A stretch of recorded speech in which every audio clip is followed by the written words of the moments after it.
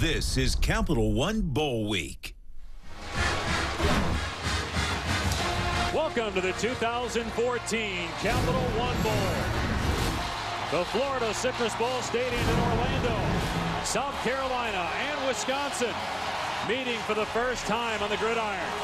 The Gamecocks seeking their third straight 11-win season. The Badgers going for win number 10 and a 3-0 record in the Capital One Bowl.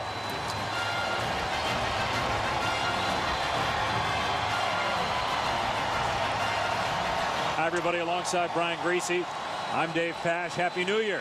Well, South Carolina comes in with 10 wins, beat 2 teams playing in BCS bowl games. For all intents and purposes, really a BCS team. Everybody knows about Jadeveon Clowney. His last game, he'll be the #1 pick in the NFL draft. More than likely, we'll talk about him coming up. But let's focus on Connor Shaw. In the SEC, when you talk quarterbacks, Johnny Manziel, A.J. McCarron, Zach Mettenberger, Aaron Murray. But in terms of the numbers and what he's meant to South Carolina, Connor Shaw deserves to be in that conversation. Well, he could be the most underrated player in all of college football. All he does is win. 26-5 as a starter, undefeated at home. I'm looking forward to watching him in his last game in a South Carolina uniform. He is the unquestioned leader and MVP of this team. You see his career ranks, completion percentage, touchdowns, but by far the most important statistic for a quarterback, wins. And that's all that Connor Shaw has done for Steve Spurrier in this program. And he has some good weapons with him on offense. Wisconsin has some explosive players on offense as well, particularly at the running back position. Melvin Gordon, outstanding sophomore, announced that he will come back to Wisconsin next year. He and James White combining for 2,800 rushing yards. They have a 1,000-yard receiver in Jared Abbrederis. But the question today is, can Wisconsin, Brian, match up with South Carolina's speed on defense? Well, here's the history, right? The last 3 Rose Bowls, Wisconsin has lost. Now they come on in a January 1 game against a very worthy opponent. They are going to have to do something different to win this game. We talked with Gary Anderson last night. We've got to be more multiple on offense. They've got to throw the football. They've got to start to incorporate pace. And on defense, they've got to be more aggressive. If they want to beat South Carolina, Wisconsin is going to have to do something different. We'll see how it plays out in this game. They have to find a way to block number 7, Jadeveon Clowney. With more on him, here's Tom Luganbill. Well, I think the biggest challenge for Wisconsin is how do you handle Jadeveon Clowney, not just in pass protection, but in the run game. I think it's hard for people who can't put a tangible number next to the plays that he makes stopping the run. And he will be tested today because Wisconsin's going to try and put him in a phone booth, run right at him, neutralize some of that speed and quickness, and see if they can take the edge off of those passing downs. We'll see how he holds up throughout the course of this game when it comes to running the ball down his throat. All right, Loogie. Well, you know we'd show it and show it early. A year ago today, Jadeveon Clowney made the most memorable hit of 2013. What does he have in store for us today? Kickoff is next.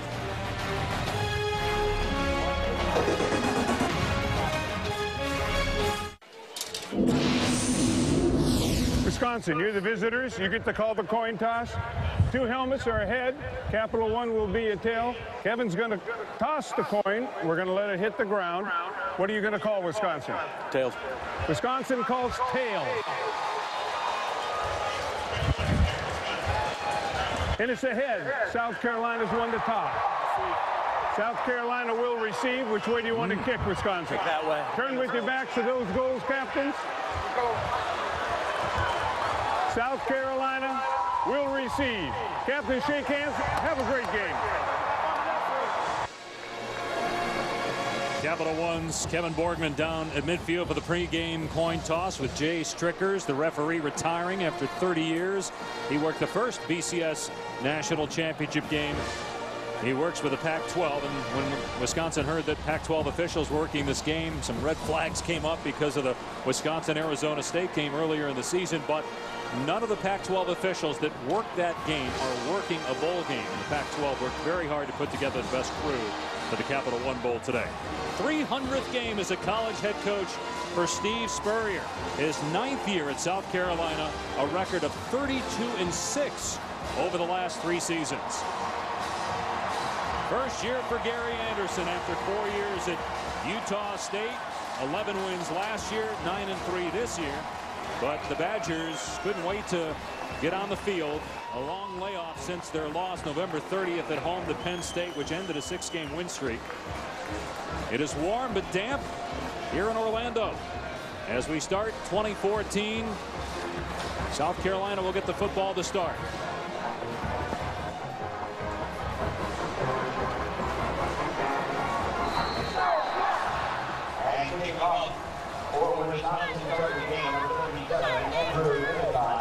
Second time in 3 years that South Carolina has been in the Capital One Bowl.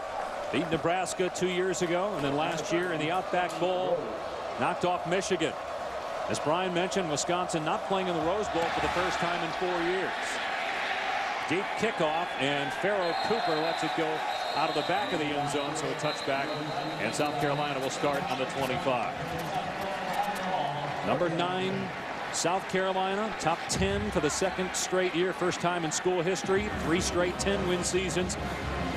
And approaching school record for total offense, only team with 2 wins against BCS Bowl teams. They knocked off Central Florida, and they hammered Clemson again.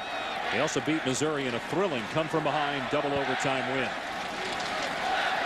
And I think it would be safe to say that this offense for South Carolina is the most explosive in their program's history. And the trigger man, Connor Shaw, in his last game in a South Carolina uniform, I wonder about the emotions going through his head right now. And Shaw will throw on 1st and 10, and wide open is Ellington, bouncing off of the tackle and then grabbed to the ankles by Borland. A 20-yard pickup on the first play. Connor Shaw has just made plays all year. Obviously, play action is going to have an effect when you have Mike Davis in the backfield, but this anticipation, location, and accuracy from Connor Shaw is the most improvement he's made in his game from last year to this year, and it's been impressive to see his progression. Only 1 interception thrown all year, 21 touchdowns for Connor Shaw. All-time leader in South Carolina history in completion percentage. He's an accurate quarterback. Gonna dump it off here to Mike Davis out in space. Another missed tackle, and Davis near midfield. As we look at today's impact players, brought to you by Capital One. And you're going to try to get the football through South Carolina, Mike Davis, as many times as you can. That time, a little swing route. He's caught 33 passes on the year, but they'll turn around and hand it to him in the power game. I love the matchup with Chris Borland, the All-American linebacker, heart and soul of this Wisconsin football team. That matchup of Davis on Borland. Excited to see that play out today. It is Borland's last game, Big Ten Defensive Player of the Year.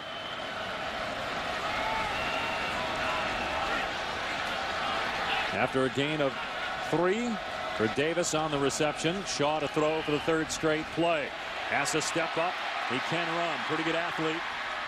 And knocked down at the 48-yard line after a gain of about 5. Desmond Southward, playing with a cast on his hand after surgery, made the tackle. Incredible numbers for Shaw. Well, and the word that comes to my mind immediately when I watch Connor Shaw is efficiency. You can see his completion percentage. He knows where to go with the football. He's avoiding mistakes.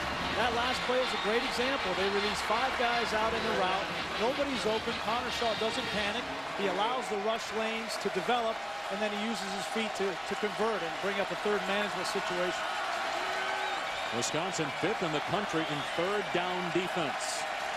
South Carolina with a 3rd and 3. Shaw on the run, diving for the 1st down. Going to be close. Might be short based on the spot. They run the zone read. Connor Shaw is diving. He had to get across the 45-yard line to get a 1st down. And I think he came up just a fraction short. And no hesitation from Steve Spurrier as they cross the 50-yard line into Wisconsin territory. He's going to go for it.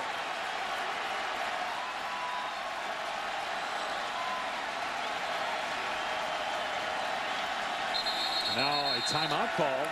So South Carolina burning a timeout early to discuss whether to go for it here on 4th down.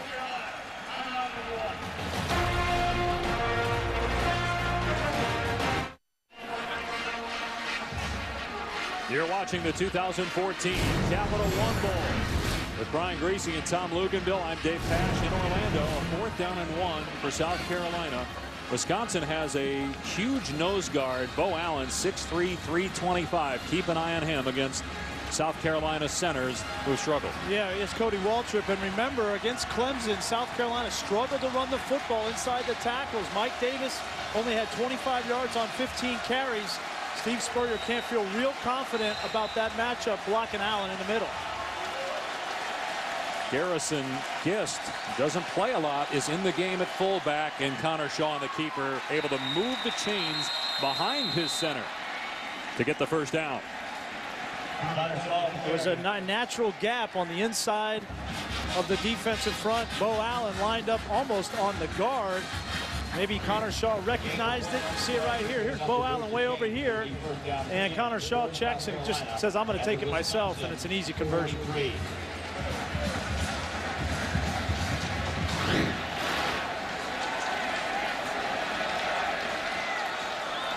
Davis in the backfield with Connor Shaw. Mike Davis over 1,100 rushing yards, his first carry of the game, and you see his balance breaking a Brendan Kelly tackle, and he picks up a couple yards.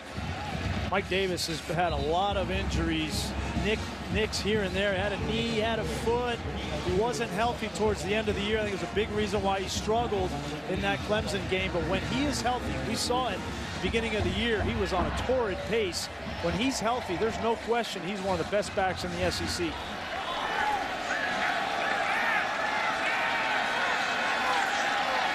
Second down and 8. And Shaw to the air. Everybody covered. Shaw. Eventually a man comes free. It's Terrell Adams for a South Carolina first down. At a gain of close to 12 inside the 30.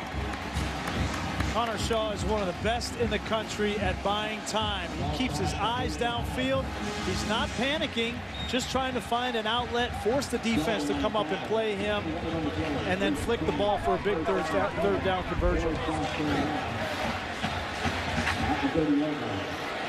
We talked about all those quarterbacks in the SEC, Manziel, McCarron, Murray, Mettenberger. Connor Shaw did not even make honorable mention SEC despite his numbers. Here's a blitz off the edge. Shaw gets away from that man and then pushed out of bounds near the line of scrimmage by Brendan Kelly. Tanner McAvoy, the converted quarterback for Wisconsin. You're going to see him right here just come off the edge. He's playing safety. You've got to be controlled. You can't shoot your gun so fast right there because Connor Shaw is going to bait you and then just get outside.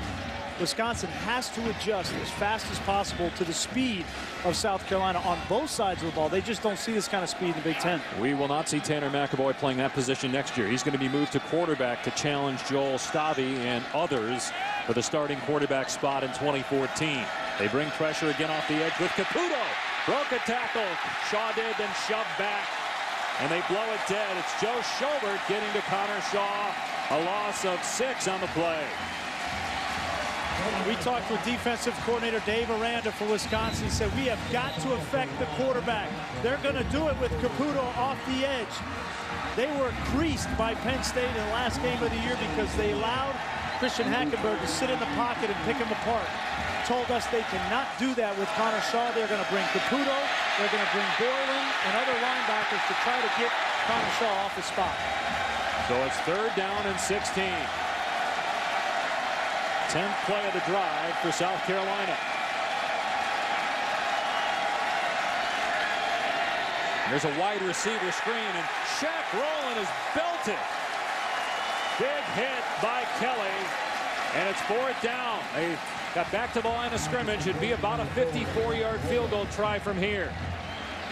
You know, these bowl games, especially Big Ten versus SEC, you've got to establish your physical nature. Wisconsin has been outstanding on defense throughout the course of this year, save for that Penn State game, but they have come out with the right attitude and physical approach, an aggressive approach in this first drive. In the top 10 in just about every defensive category. Rather than trying a long field goal, Elliott Fry, freshman kicker, as long as 45. They're going to bring in Tyler Hull to punt. Jared Abbrederis is the deep man, and this will sail over his head and into the end zone for a touchback. South Carolina got 20 yards on its first play from scrimmage, but the Wisconsin defense stepped up with hits like this from Brendan Kelly. Badger ball when we return. The champs from the Big Ten, Michigan State, playing in the 100th Rose Bowl game as the Spartans meet Stanford Coverage starting 4:30 today on ESPN.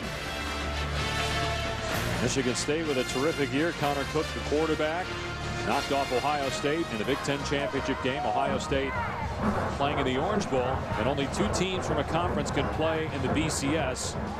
Wisconsin and South Carolina were 2 teams left on the outside, in part because of that loss to Penn State at the end of the year. Still 12 straight bowl appearances for Wisconsin. School record for rushing yards. They're the only school with 2 running backs with 1,000 or more yards. Think about it. This is after Monty Ball left. Changed his name, or the pronunciation of it anyway, to Monte. 2nd-round pick in Denver. White and Gordon don't skip a beat. And Gary Anderson has done a terrific job in his first year. We might see some different wrinkles for the Badgers today on offense. They will run it here, try to pound. Melvin White, or James White rather, between the tackles, gets a couple. Marquise Roberts on the stop. Here's our impact players with Tom Luganville. Brought to you by Capital One. Jadeveon Clowney makes so many plays along the defensive front, but his mere presence has opened things up for Kelsey Quarles on the inside. And offensively for Wisconsin, James White is the thunder to Melvin Gordon's lighting. They're going to run right at him. We're also seeing Jeff Duckworth getting some action as they run White again. And he's out past the 25 for about 5 yards to the 27. They like the speed of Duckworth. They're trying to find a number 2 receiver to help Jared Abrederis. Yeah, and they're going to need to throw the football to loosen up the running game. This defensive front for South Carolina is outstanding. They are very good against the run. We want to find out how Jadeveon Clowney is going to play against a physical team. He's not going to be rushing the passer 25, 30 times in this game. He's going to have to play these power run blocks. So far, he's been getting pushed around. Here's 3rd and 3. And Gordon with his first carry burst through a seam to the 35.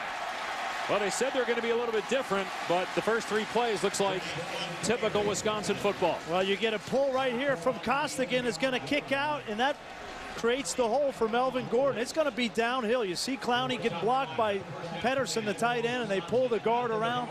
You're going to see this on a consistent basis, whether it's James White or Melvin Gordon. They want to run in between the tackles because Wisconsin doesn't feel like they have as much of an advantage on the perimeter. Here's the wrinkle as they hand it off to Cory Clement, and Clement is loose, the true freshman, inside the 35. It was a direct snap to James White, who was lined up as the Wildcat quarterback, and it's a 33-yard run for Cory Clement. And Gary Anderson told us they have got to have some of these wrinkles, and the Wildcat with James White, Cory Clement, the true freshman, they're very excited about him. Next year with Melvin Gordon and Cory Clement, I expect to see a very similar style of offense to what we've seen this year with Gordon and White. Now they go back to 2-back with Derek Watt, J.J. Watt's younger brother, in the game at fullback. They like the matchup with him on the South Carolina linebackers. Play action. Stabby looking for Duckworth, who could not make the catch. He was being defended by Victor Hampton, who did not start today's game for disciplinary reasons. And these are the throws that Joel Stabby has got to make if they're going to win this football game. Nice over the outstretched arm of the linebacker, but you've got to hit this. You run the ball 3-4 times in a row and have good suck up on the linebackers. You've got to make that connection. Well, you got to make the catch. Throw was a little off, but catchable. Hit him in the hands. 2nd down and 10. Gordon waits for his blockers to get on their defenders. Comes up just short of a first down. Here's Robert Flores in the studio with an update. All right, Dave, Happy New Year. This instant replay presented by Surface in the Outback Bowl. LSU's Anthony Jennings starting for Zach Mettenberger, who tore his ACL. He completes the opening drive of the short touchdown run, 16-0. LSU leading 7-0 over Iowa on ESPN. All right, Roflo, Happy New Year's to you. 3rd down and 2 for the Badgers at the 25-yard line of South Carolina. This is a run down for Wisconsin. You have to imagine 4-down territory as well. Gordon got a penalty flag on the play, so it'll make it 3rd and 7 for Wisconsin. False start. Offense, number 61. 5-yard penalty, still 3rd down. That's the left tackle, Tyler Merritt's trying to get up quickly to block Jadeveon Clowney.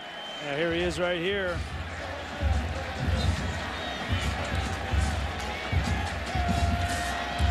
Got a tough assignment. That'll make you nervous. That'll make you jump. Redshirt freshman Merritt's has played very well this season, but I don't anticipate they're going to leave him one-on-one in many situations with Jadeveon Clowney. How about Wisconsin's had 7 offensive linemen drafted the last 3 years, most of anybody in the country. Here's a middle screen. Pedersen tackled immediately on the catch by Kawan Lewis, so no gain on the play. It would be about a 47-yard field goal from here, and they're going to try it. Jack Russell's long this season is 48. That was a great play by Kawan Lewis. They had the center, Dan Volz, was releasing to block him on the screen, and if Volz would have gotten that block, there would have been a lot of running room. Looking to tie, and it's a fake. Drew Meyer on the fake, looking deep into traffic, incomplete. Trying to hit Brock DeSico. That's the second fake punt run by Wisconsin this year. And South Carolina will take over at its 35. Gary Anderson talked about doing something different, being aggressive to get up in this game. They try it. Very well defended by South Carolina on the back end.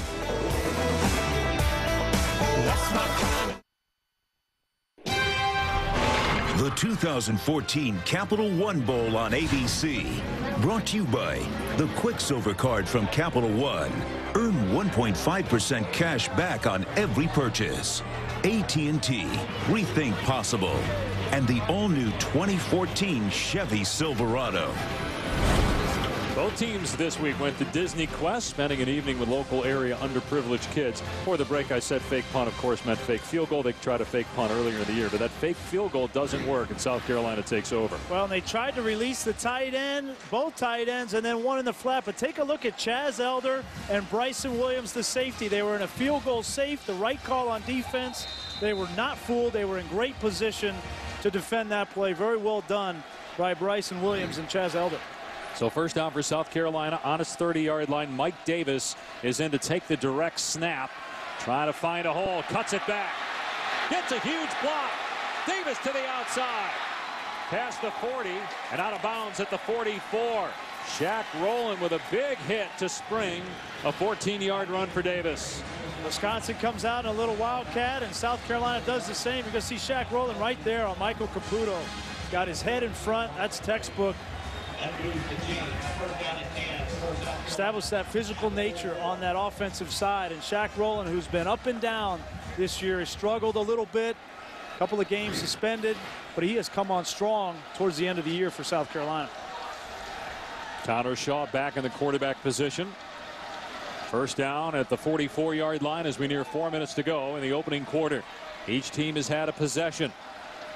Here's Wilds trying to find running room, and he's up to the 48 for about 4.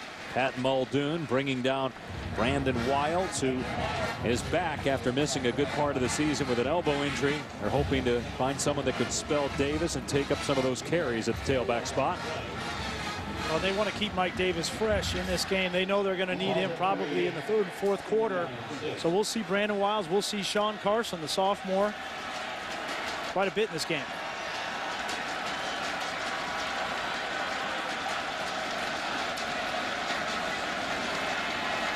Here's second down and 6 for South Carolina. Badgers showing blitz. Wide receiver screen to Shaq Rowland. Great play by true freshman Sojourn Shelton after a 2-yard pickup. Shelton has really improved according to the coaches over the course of the year. And he's their best cover corner, but you see his physical nature and ability to get up and make a play. He just got a hand. I'd love to see Shaq Rowland run through that arm tackle. Yeah. He may have slipped. That field with all the rain that we've had this morning might be a little slick. Remember, South Carolina doesn't have Demir Bird, who hurt his knee in bowl practice and will undergo surgery, not available today. Shaw on the half roll, and the pass is dropped. Nick Jones could not hang on. Would have been short anyway. So it's fourth down. 4 to go. Does South Carolina go for it here with the ball at midfield, or will it punt? I think they're going to punt this football, and it's the right call. You don't see that very often from Connor Shaw. Been one of the most accurate quarterbacks, if not the most, in South Carolina history. And on third down, that's his down. He owns third down, whether it's throwing the ball accurately, making the right reads, or using his feet. That last play is not normally what you see out of Connor Shaw. Tyler Hull punting. Wisconsin comes after that kick. High punt. And the fair catch made near the 20-yard line by Jared Abbrederis. Late first quarter, no score at the Capital One Bowl in Orlando.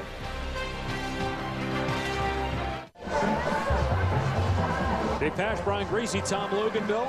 No score, late first quarter. Brian, let's talk about how Wisconsin will attack and game plan for Jadeveon Clowney. Well, I think they want to be careful. They want to try to run the ball outside of him. They want him to naturally come up the field and then kick him out. They're going to give him some looks to influence him, right? The speed sweep, make him come up the field to stop that speed sweep. And then you can block him with a tight end, pull the guard, and run inside of him. Now, it's only a matter of time before Jadeveon Clowney figures this out and he starts to crash down inside. Here's Gordon on first down, another big hole. And Gordon leaps past the 30, a first down to the 34.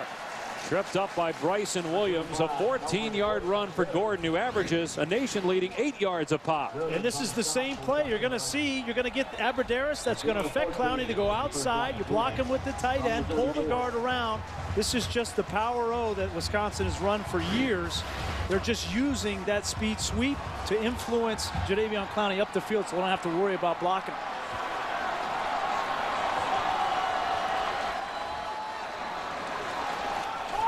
Run between the tackles again with Gordon. And Clowney trying to make the tackle, but Gordon takes him for a ride. A 9-yard gain to the 43. Well, they're going to run away from Jadeveon Clowney. Wisconsin knows that they've got to account for the backside pursuit. Did a suitable job there, but to play off of what Brian said, when you're running play side at Jadeveon Clowney, one of the things that you do is let him go where he wants to go.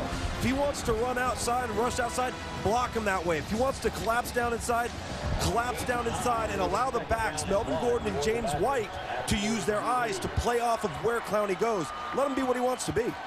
Here's 2nd and 1. They've run between the tackles 5 times for 38 yards, but Clowney this time is back there to throw. Gordon down for a loss. You just don't block him on the weak side. You have to block Jadeveon Clowney. He breaks the rules. Here he is right here. Nobody's going to block him on the weak side. You can do this with some defensive ends in the Big Ten that don't have the speed to run that down from the backside. You cannot do it with Jadeveon Clowney. Well, the Wisconsin coaches told us yesterday there's times where he's out of position. He still makes a play. That time, his great get-off found him in the backfield and a loss, forcing a throw here on 3rd and 2. Pressure, and that pass is intercepted. Intercepted at the 40-yard line by true freshman Sky Moore. Stabby was just trying to throw it away as he was facing pressure up the field from Kelsey Quarles, and he threw it right to Sky Moore. The beginning of games, especially bowl games, you got to be careful with the colossal mistake. Yeah, that hit the leg of a Wisconsin offensive lineman. It did not hit the ground, so it's a live ball. You got to throw the ball on the ground there. It's quarterbacking number 1. Let this roll, guys. You're going to see it's defensed. So just throw the ball in the ground. That's the role of the quarterback, is to protect the football. And Joel Stabby has had trouble with that. 12 interceptions on the year, and he puts his defense in a bind early. That a little bit unfortunate, hitting the leg of an offensive lineman. Shaw slips, now fires deep. Going for Ellington. Touchdown, South Carolina. Quick strike after the interception.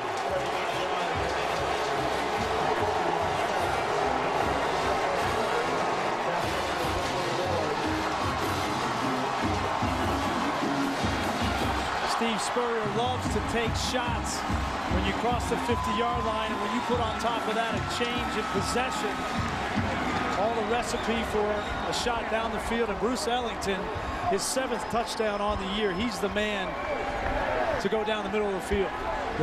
And that is the 22nd touchdown pass for Connor Shaw against 1 interception. Meanwhile, Joel Stabby throwing his 13th pick of the year. And the extra point makes it 7-0. South Carolina late in the first. Well, it's one-on-one coverage at the top of the screen. Sojourn Shelton on Ellington. You're going to see it's just a post route. Ellington has the speed to get beyond Shelton. There's no help from the safety. And that's an easy pitch and catch for Bruce Ellington. Wisconsin was carved up by Penn State. 4 touchdowns by Christian Hackenberg. And when you give Connor Shaw this kind of time, he's going to make those plays downfield. Now the turnover was a killer.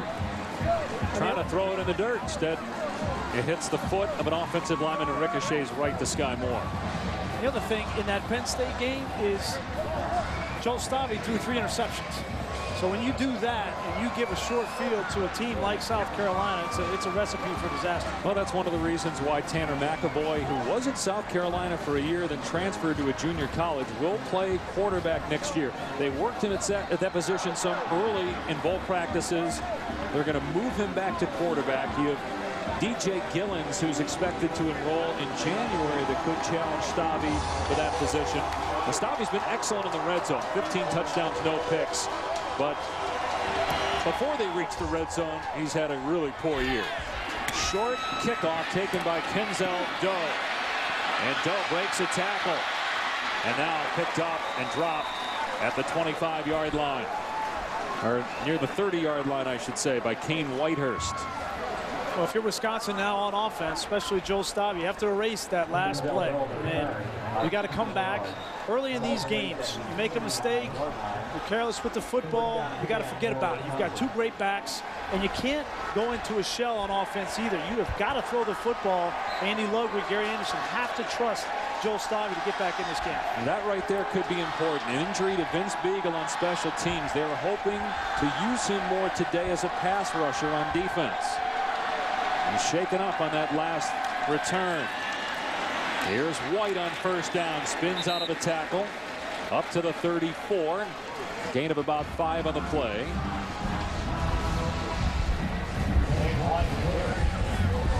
Jordan Diggs on the stop for South Carolina. Sorry, Dave, you cannot say enough about James White. This is a kid that was in the shadow of Monte Ball, right? And then everybody is talking about Melvin Gordon and a Heisman next year and all these kinds of things. And all James White has done has been one of the most productive backs in the history of Wisconsin football. 7-0 South Carolina after 1. The Capital One Bowl will continue after these messages and a word from our ABC station.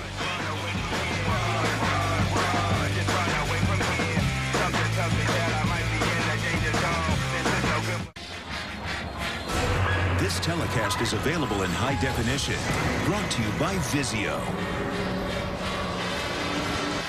Start of the second quarter in Orlando at the Capital One Bowl. Dave Pasch, Brian Griese, and Tom Luganville. It is 7-0 South Carolina on a Connor Shaw touchdown pass. Meanwhile, Wisconsin with no passing yards yet.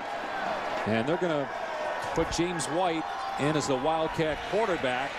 And he's going to get thrown to the turf by Victor Hampton. They'll give him forward progress to the 32. It's still a loss on the play. Trying anything they can to change things up against this speedy South Carolina defense. White and Melvin Gordon come into this game about 200 yards away from breaking the NCAA record for rushing yards by teammates in a single season. Been a terrific year for those two on the ground, but will it be enough to beat the Gamecocks?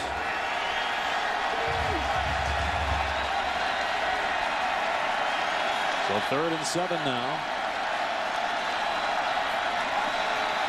Stavi with time, and it's pulled in for a first down by Abradaris to the 43-yard line. Jared Abradaris came into this game with 73 catches on the year. This 3rd down, they're just going to play zone. South Carolina is, and Abradaris, one of the smartest players in college football. He will beat you in man-to-man coverage, and he has the discipline to know how to get open against zone coverages. Problem is for Wisconsin, outside of Abradaris, their second leading receiver is the halfback, James White. They don't have a complement. They go back to the ground, and a big hole for Gordon. To the 37 of South Carolina. Boy, he gets through those holes quickly. He can run, And now Wisconsin looking to go up tempo, but an official timeout as there's an injured South Carolina player. Take a look at Derek Watt, the fullback, with a kick-out block on Marquise Roberts. You're going to see if Derek Watt can get to the second level on some of these linebackers, he has the size advantage over the linebackers for South Carolina, and Wisconsin feels very good about that matchup. Chaz Elder was the one who made the tackle, and you could see him make it with his upper body and his head, and Elder missed some time earlier in the year with a concussion. So he'll go to the sideline as Wisconsin is in South Carolina territory. Gordon with 58 yards for the Badgers on 8 carries so far. He's over 1,500 yards on the season. Now it's White in a tailback. Play fake for Stavy. And he's being chased, throws to Pedersen in the middle of the field. Inside the 10. Pedersen all the way to the goal line. He'll come up just short, but it's first and goal, Wisconsin. The Achilles heel for South Carolina has been their coverage from a linebacker position. Take a look at Marquise Roberts. He's got him in man-to-man coverage. He decides, he gets hit by the official, and he decides he's going to run, and he loses Pedersen. Give credit to Andy Ludwig, offensive coordinator for Wisconsin, for drawing up that play during the break to take advantage of a youth at linebacker for South Carolina. First and goal. White, the tailback. It'll be a pass. Flag down. Stavy throws. Touchdown! Another penalty flag comes in. Sam Arneson with a touchdown catch. And again, there are 2 markers on the play. Well, Jadeveon Clowney was trying to cover Sam Arneson. It looked like they got tangled up. See what this call is. Wisconsin players seem to think it's on South Carolina.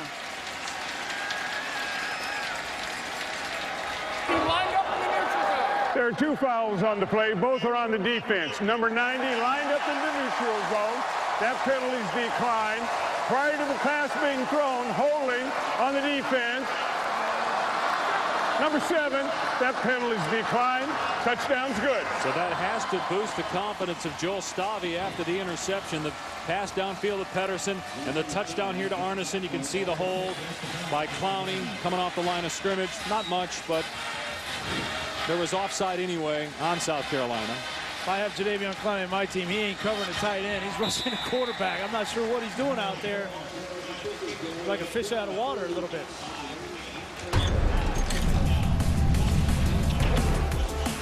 Great drive for Wisconsin to answer the drive for South Carolina and get Joel Stavy's confidence back in this game. So is that the South Carolina? 2 programs make their BCS debut New Year's Day. Bryce Petty and Baylor against Blake Bortles and Central Florida. It's at 8:30 Eastern on ESPN today from Glendale, Arizona. The Tostitos Fiesta Bowl. Hey, everybody's counting out Central Florida. I would not count out Central Florida. They are explosive on offense. 2 of the best quarterbacks in college football teeing off in that game. And you know, Central Florida's going to score points. You know that. The question is, will they have any answer for Baylor's offense? You mentioned early in the year, one of our games, that you thought Blake Bortles was better than Teddy Bridgewater, maybe the best quarterback in the country. They'll get to showcase those skills tonight on the big stage.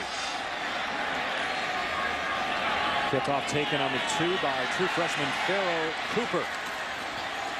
And he cannot even make it to the 15-yard line. Let's go back to the Wisconsin touchdown. Great design on this route. You're going to see, here's Pedersen. He's going to come out over the top and draw double coverage. And this is Arneson. And this route isolates Jadeveon Clowney. They double team Pedersen. You see it right here. The double team on Pedersen leaves Clowney one-on-one with Arneson. This was a great design from Andy Ludwig, the offensive coordinator, in trying to get Sam Arneson open. Very well done. Plus, South Carolina's assuming that Wisconsin's going to line up and just pound the ball on first and goal. Well, in the play before that, throwing the ball to the tight end, and this has to be a big part of the game for Wisconsin because the matchup on these young linebackers for South Carolina is in their favor. From the 14-yard line, Wisconsin brings pressure. A throw out on the flat to Jones, and Chris Borland slams him down about a yard shy of the first down. Borland over 100 tackles, first team All-American. Big Ten Defensive Player of the Year, and really been a fun guy to watch over the last 4 years. I remember sitting in Brett Bielema's office when he was a freshman, and he said, our crew was in there, he goes, hey, I want you to see this kid, Chris Borland. He played video of him jumping over the shield to block a punt at 5'11". He's an incredible athlete, and he's become a great linebacker. And he's going to play on Sunday. There is no question about it. Pressure off the edge. It's picked up. Shaw steps up and gets the first down. And then Shaw makes it to the 30-yard line.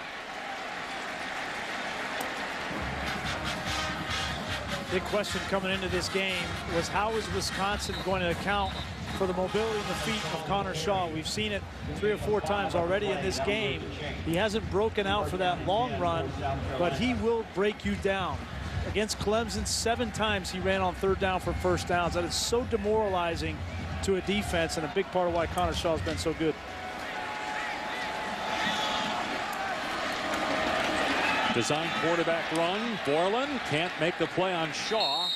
Gets 5 yards to the 34. And Brian, to play off of how they're deciding to defend South Carolina, and you mentioned those big runs haven't been given up yet. Defensively, if you watch Wisconsin to the open side, the field side, you're going to see them walk a defender down late off the edge and bring him, which is going to create those one-on-one situations. It's why Steve Spurrier keeps trying to throw that quick screen out there, because they know they've got a man advantage once they bring pressure off the edge defensively. Now Borland coming here. And he's chasing Connor Shaw, has to get rid of the pass. And coming back to the ball was Shamir Jeffrey, could not make the grab, so it is incomplete.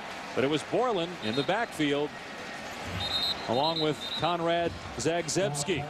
Yeah, they want to get Borland matched up on the center. This is the matchup they like. Cody Waldrop has struggled in pass protection. You see the athletic ability of Chris Borland, and when you try to cut him, he is not going to stay down long. He's like the Energizer Bunny, a Tasmanian devil coming after you. 3rd down and 5. Wisconsin number 5 in the country in 3rd down defense.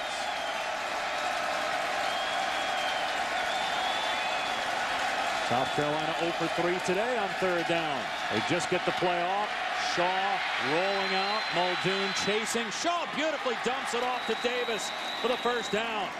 Davis took a lick, but able to get the necessary yardage to move the sticks. This is like staring down the barrel of a gun right here. Connor Shaw comes out. You're going to see Muldoon has got him. He just needs to make him come up right there when McAvoy, or well, it's McAvoy that came up to force that throw. But for Connor Shaw, it's having that gunslinger mentality of, you're going to come up and I'm just going to dump it over the top of it. So 1st down for South Carolina on its 41. And here comes Caputo, and they throw that wide receiver screen out on the flat. That quick toss to Nick Jones. Helmet comes off of Sojourn Shelton, their best corner. He's going to have to come out for a play. A good pickup there on 1st down. We haven't talked a whole lot about Demir Bird not being in this game. He was hurt in bowl practice, and so Nick Jones has got to become a bigger part of this offense catching the football, and especially on those bubble screens on the outside. So Peniel Jean will replace Shelton for this play. Must sit after losing your helmet 1 play. Gain of 7 on 1st down. Inside 10 minutes to go, 2nd quarter. Tied at 7. A touchdown pass for each quarterback so far. Here's a little option pitch to Davis. Trying to cut it back, and he's swarmed at the 49-yard line, short of the marker by about 2 yards. And Davis continues to hobble. Brian, you talked about the injuries. Only 22 rushing yards against Clemson. Did not play in the previous game. He was one of the best backs in the SEC, if not the best back, before the injuries caught up to him at the end of the year.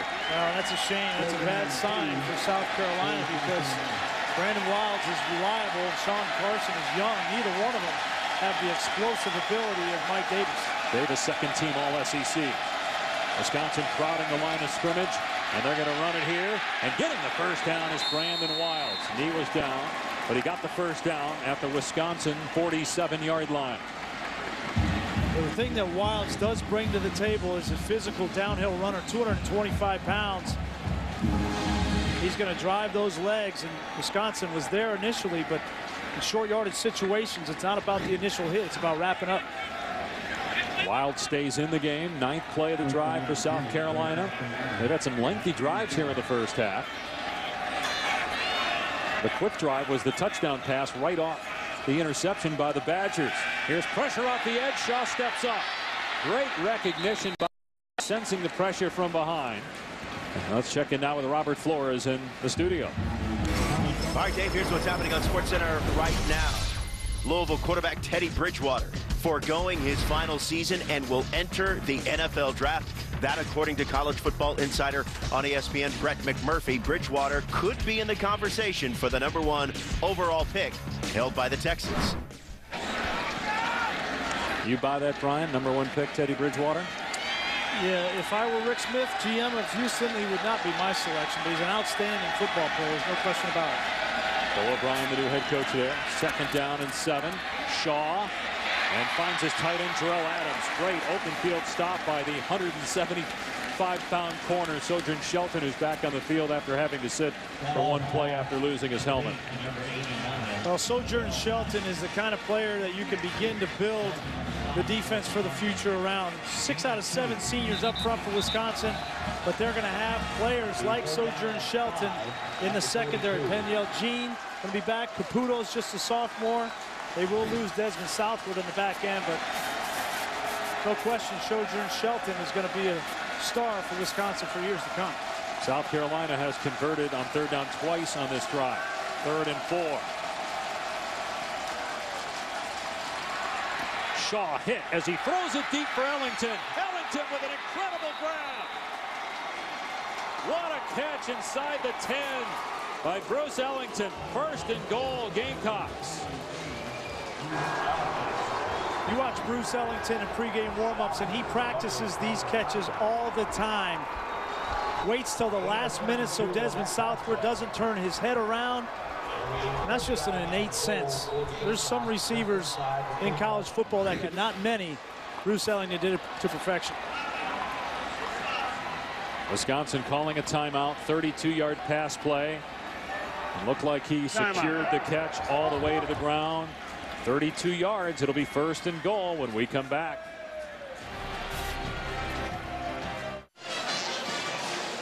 Bruce Ellington, 3 catches for 91 yards. Ruled on the field a catch. The ball does hit the ground, but does he maintain possession? Mark Perlman, Pac-12 line of scrimmage supervisor, with us in the booth. It can hit the ground and still be a catch, correct? What do you think here? I think it's a catch. You can secure the ball, and even though it touches the ground, as long as you secure it, it's still a catch because you have possession. I don't think they even reviewed it upstairs. Yeah, they did not. They confirmed it. So 1st down and goal. Here's Pharaoh Cooper, and it's a reverse. And now Ellington throwing for Shaw. Touchdown! What a play by South Carolina.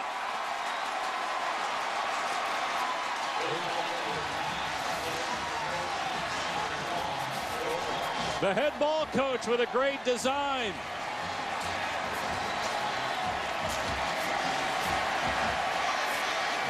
Steve Spurrier dials it up. The reverse.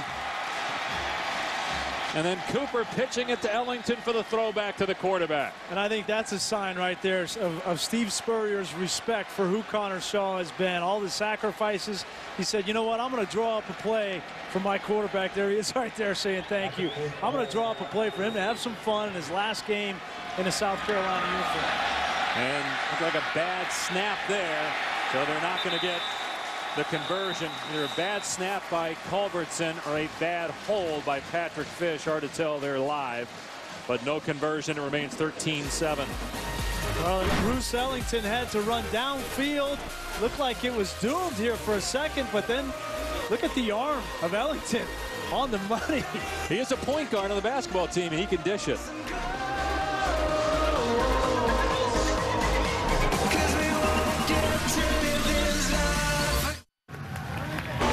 The 2014 Capital One Bowl on ABC. Brought to you by the Quicksilver card from Capital One. Earn 1.5% cash back on every purchase.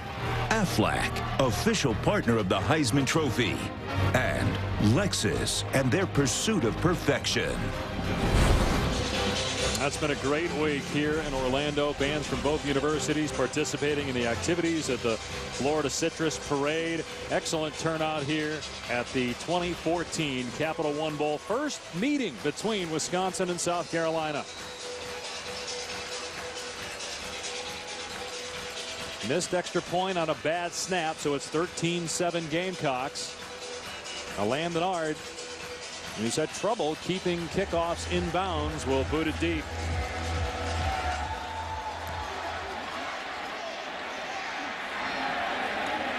This will be a touchback. It'll come out to the 25-yard line. Well, we know the old ball coach likes to have fun in the break. Let's take a look. He was teaching acting school. You're going to see right here Bruce Ellington come downfield to sell this.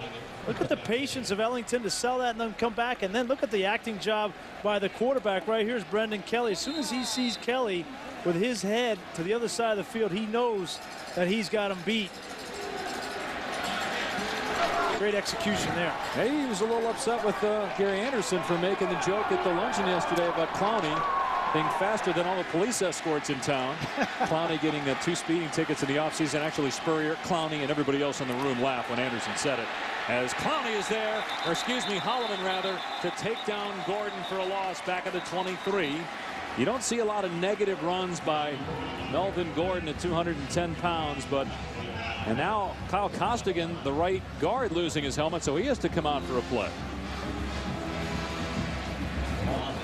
So Zach Matthias replaces him for 2nd down and 12. Clowney's shaking up. Yeah, coming out of the game, looked like he's holding that right arm or shoulder. It's his last game. Going to go to the NFL. Here's White. Great stutter step at the line of scrimmage by White. Got the first down to the 35. And with Clowney out, they go right to his side. Let's take a look at the last play and see what happened. Oh, he came down, and he's the one that caused the helmet to come off of Costigan. But that was a violent collision. May have got a stinger on that shoulder. This is the last hurdle, right? He's been through the entire season. He's had a few nicks here, the rib, which was much publicized. This is his last hurdle. You want to see him get through this game healthy. And Gordon able to push the pile for a few yards. It all started 365 days ago. Outback Bowl, the big hit. And people started talking as Wisconsin goes up tempo. Should Clowney even play this year? He wasn't eligible for the draft. No gain there. Holloman with a stick on Gordon as Clowney returns. And there were some people that questioned Clowney this year. Question his toughness, question his work ethic. Some in the NFL are wondering why aren't the numbers there. Steve Spurrier says, look, he was double teamed just about every play. That opened things up for Kelsey Quarles, who had an incredible year. And you think Clowney still is the best? I don't have any question about Jadeveon Clowney, about his toughness, what he's shown to me this year. The people at the next level that are questioning the numbers, I don't buy that. Everybody that knows football knows what's been done to Jadeveon Clowney from a double and triple team standpoint this year. He's the best player in college football, hands down. He's getting quadruple team there as the pass on 3rd and 6 is caught by Brian Wozniak, and he appears to have another Badger first down. Great job in protection here. Take a look at how Merritt gets help from the tight end. Great design for Wozniak to get a chip on Clowney, then release into the flat. An accurate throw from Stavi allows him to get his shoulder pads upfield and get a big 3rd down conversion. Well, he's been battling bone spurs in his right foot for a long time now. Had that strained rib muscle where he didn't play against Kentucky. That irked Steve Spurrier because of the timing and also because Connor Shaw played in that game 1 week after injuring his shoulder. It was a serious injury. It looked like it might be long term, but Shaw was back out there. Back to the ground game, and a beautiful move to the outside. White inside the 35. He stepped out actually back at the 41.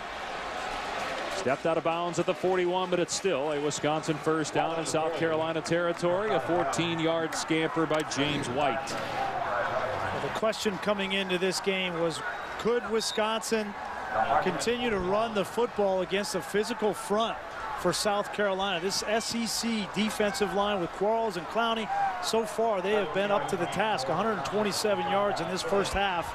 It's been Clement, it's been White and Gordon between the tackles. I think you're going to see more of that the rest of this game. 127 rushing yards for Wisconsin so far. They average 283 a game. Here's Gordon with a hole inside the 30, and then Gordon slipped as he tried to take on Victor Hampton. Ryan Groy, their best offensive lineman, first team all Big Ten left guard with the big block. Well, Lorenzo Ward, defensive coordinator, deciding to bring some pressure to try to stop this running game. But Wisconsin has the perfect run call away. They don't even have to block 3 defenders on the weak side. And it's 12 yards before Gordon's even touched. Great adjustment for Wisconsin to that blitz from South Carolina. We saw Victor Hampton talking some trash afterwards. Second team all SEC corner. Junior, but likely playing his last game. Going to the NFL. First down inside the 30. Keep it on the ground with White, and Clowney gets him from behind, but it's after a gain of about 6 yards. Are you surprised Wisconsin's been able to run this easily? Well, the biggest surprise to me so far is where's Kelsey Quarles? He's the guy in the middle that has been the run stopper, has been the most valuable. He's not even in the game right now. He's on the sideline with his helmet off, and so Wisconsin's taking advantage, going some up-tempo here, keeping Quarles on the sideline and just gashing him in between the tackles. Here's second down and 4. And they hand it to Watt, the fullback. South Carolina not expecting that. And he gets the first down to the 15. Gain of 7 for Derek Watt. And South Carolina's on their heels right now. You're going to see 3 guys on the outside for the speed sweep. And a nice changeup. Watt doesn't normally get carries on the inside. That could have been a touchdown if Marquise Roberts didn't save that tackle. But Wisconsin right now does not have an answer. They're going outside. Wisconsin's going inside. They're out of sorts. Well, South Carolina doesn't have the answer. Offset eye backfield. Just inside the 15-yard line. Play fake. Stabby going for Abradaris. Throw off target. Hampton in coverage. Right now, South Carolina is tired. Look at the hands on the hips. They're having their will imposed right now by Wisconsin. And if you're Andy Ludwig, don't take your foot off the pedal. Keep running at the point of attack. Challenge their will. They're not used to seeing this type of offensive scheme in the SEC. They're tired, and it's neutralizing pass rush when that play-action pass comes around. Run-pass ratio 2-1. 19 rushes, 9 passes so far. Gordon with 10 carries, 73 yards. Here he is again off right tackle, upended at the 11-yard line, so about 3 there. Jimmy Legree. These corners come up and aren't afraid of contact, and Legree made the hit there. Well, Andy Ludwig decided to take a shot on first down to Abradaris off play action, but he did that thinking that he could run the football 2 subsequent downs and get a first down. But this brings up 3rd and 6 situation. They've got to throw the ball to convert. The guy they love to get the football to is Pedersen, the tight end.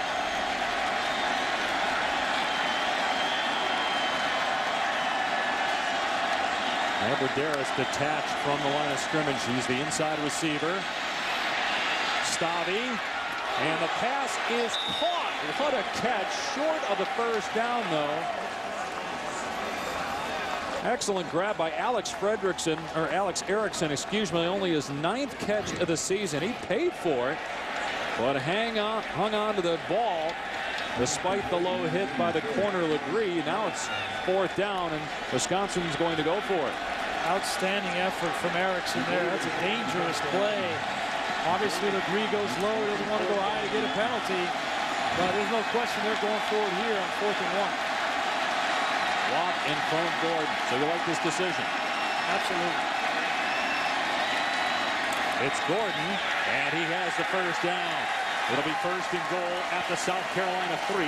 47 seconds left in the half. Wisconsin still with 2 timeouts remaining. Now the clock will restart when they set the ball. As you see the Wisconsin training staff looking at Erickson. You'd like to get that play call quickly in the huddle to get up so you can run the ball, have the option to run the ball if you want to.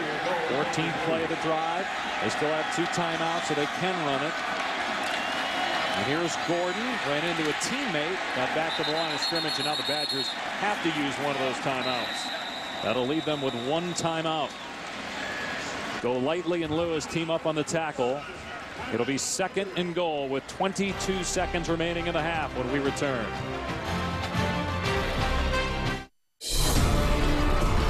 Capital One presents Capital One Bowl Impact Performances. January 2nd, 2006, Wisconsin's Brian Calhoun is a one-man wrecking crew on the ground, scorching the Tiger defense for 213 yards, including a 60-yarder, 27-yarder, and a 17-yarder to help set up the Badgers' first 3 scores. Calhoun caps off his big day with a 33-yard TD to seal Wisconsin's stunning victory over Auburn. For more great Capital One Impact performances, tune into the Capital One Bowl, January 1st on ABC. The 2014 Capital One Bowl from Orlando. Dave Pasch, Brian Griese, Tom Luganbill. 13-7. South Carolina leads. Wisconsin with a 2nd and goal on the 3. Badgers have a timeout. 24 seconds left. What are the options on this play? Well, you can do whatever you want if you're Wisconsin. I think this is a perfect opportunity for play action. You know, we saw the touchdown to Arneson off of play action, but maybe you get the fullback in the flat, Watt or James White in the flat. But you got to think that South Carolina is going to be expecting run. The play action for Wisconsin would have sting. Quarles is in for South Carolina. He was out for most of the drive. And it is play action. Stabby hit by Clowney and throws it away. Clowney got pressure on the quarterback, and now it's 3rd down. You still have your timeout. 19 seconds left in the half. This is a great job by Victor Hampton. They got a little bit of pressure from Clowney. They wanted to throw the throwback screen to the tight end, but Victor Hampton stayed home at his corner spot and took it away. So is that the same play they ran on the touchdown earlier? No, different. They brought the tight end from the other side. It's just well defensed by Victor Hampton. Now here you still have the run game in your pocket because you have the timeout.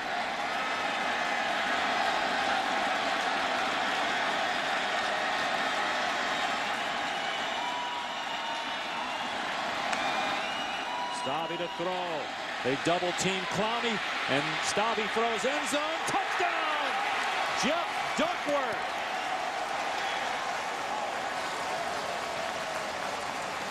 Only his 11th catch of the year, 2nd touchdown. The coaches told us yesterday he would play more today. They liked him against some of these South Carolina corners and hoping he would help Abradaris as the number 2 receiver. Well, give credit on this touchdown to the offensive line for Wisconsin, because Duckworth came from the opposite side of the field and gave Stabby enough time to find Duckworth across the field. Their point after is good. South Carolina botched its point after attempt, and the Badgers lead by 1.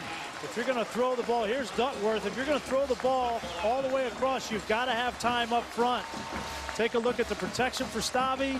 He doesn't panic. They get a chip on Clowney. You step up, and then he crosses the field. A great job of Stabby finding him in the front of the end zone. Yeah, because Clowney still impacted that play. Stabby had to move to his right and found the open man. So after the interception, Joel Stabby has looked really good for the Badgers. And the interception again was off a deflection on an offensive lineman's leg when he was trying to ground the ball. 16 plays there, 75 yards, and you've kind of got the sense that South Carolina, at least on the offensive side, was going to start to get this thing rolling. And the last thing Wisconsin wanted to do was give them another shot before halftime. But for them to go down and answer and take the lead into halftime was huge.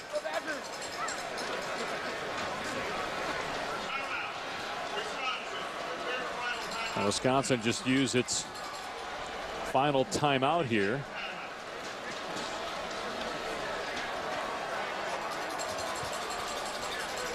Well, we thought coming into this game it's going to be all the ground and pound for Wisconsin. But you know, when you come in to play an SEC style defense, you're going to have to make plays in the passing game. And Joel Stabby has missed some, but he's hit some as well. And the 2 touchdown passes inside the 5-yard line is the difference in the game. So what's the adjustment for South Carolina? They're light at the linebacker position, and we've seen Badger running backs get to the 2nd level and offensive linemen get to the 2nd level as well. I think Lorenzo Ward needs to settle his defense down at halftime. They've been trying different things to stop the running game. I think they just need to play solid defense, not try to bring pressure, bring blitzes. They just need to play strong up front, and they've got to get Kelsey Quarles into this game. He's got to get to the quarterback. It can't be all Jadeveon Clowney. Quarles has got to affect the quarterback.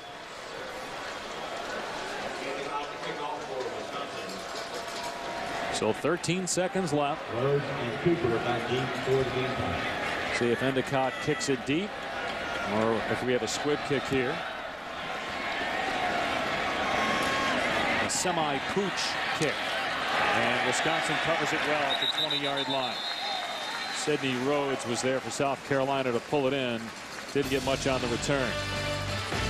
Florida State Seminoles, led by Heisman winner Jameis Winston, look to complete their undefeated season in style and claim their first title since 1999. Facing Auburn in the Vizio BCS National Championship. Coverage begins January 6th, 8 Eastern on ESPN. You'll head out there to be part of our studio coverage on ESPN leading up to the BCS National Championship game, the final BCS Championship game.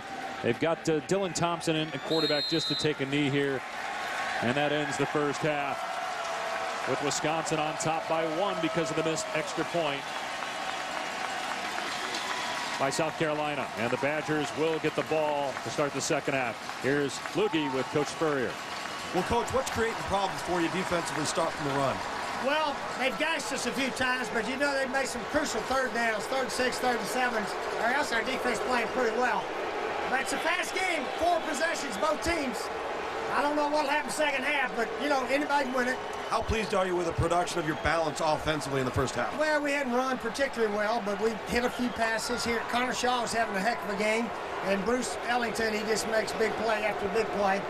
But, yeah, we got to stay out there offensively and defense, get better on some third downs. All right, Coach, thanks. All right. Connor Shaw, 11 of 13, 133 yards and a touchdown. But South Carolina down a point. When we come back, we'll join Chris Fowler in Pasadena. You're watching ESPN College Football on ABC. This is Capital One Bowl Week.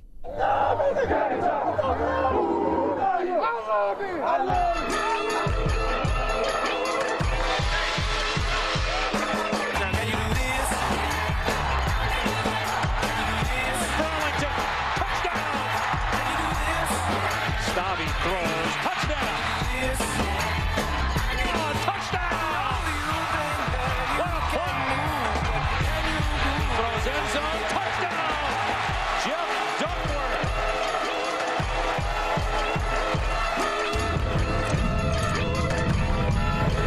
You're watching the 2014 Capital One Bowl. From Orlando, Dave Pasch, Brian Gracie, Tom Luganville at halftime. Wisconsin on top by 1 thanks to a botched extra point by South Carolina. Wisconsin terrific offensively after the interception by Joel Stabby. For the entire half, the run game worked. The Badgers averaged about 7 yards per carry against South Carolina's good defense. Yeah, ended up with 160 yards in the first half. And I think the biggest key for Wisconsin run the football has been getting to the second level. Those linebackers, a lot of young linebackers for South Carolina. And when you get the fullback and guards up to that second level, take a look at this is Jacob Pedersen on the second level getting a great block, which frees Melvin Gordon.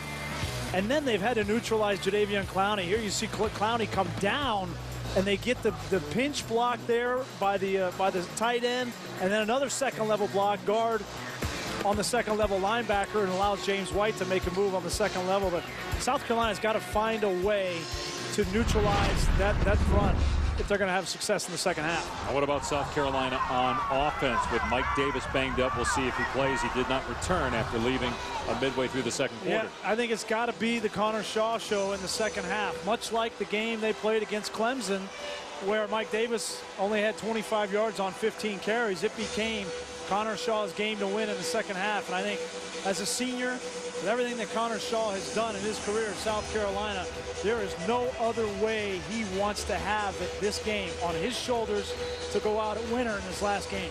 Last game for him, last game for Jadeveon Clowney, last game for Chris Borland, some of the best players in college football. James White as well, his last contest as a Badger.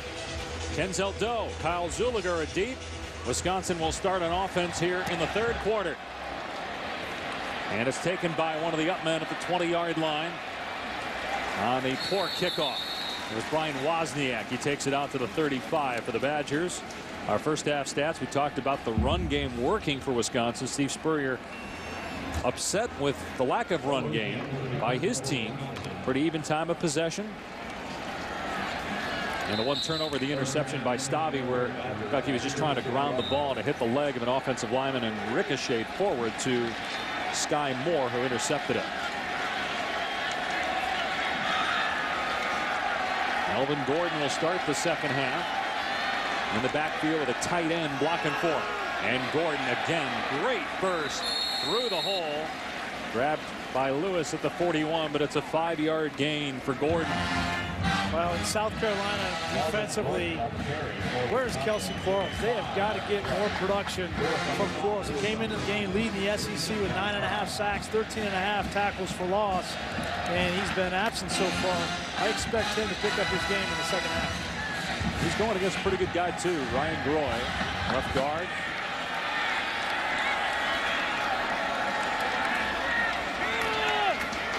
Here's White, and he's got a first down. Wisconsin picking up where it left off in the first half. Running on the Gamecocks. Two of the best defensive linemen in the SEC, Quarles and Clowney. Watch them get down blocked. This is an outstanding offensive line for Wisconsin. No surprise there, but Merritt's and Ryan Groy having their way. And now Victor Hampton, watch him make the tackle here. He gets hurt on the play, and he's still down for South Carolina after that 14-yard run by James White. So as they look at Hampton, we'll step aside.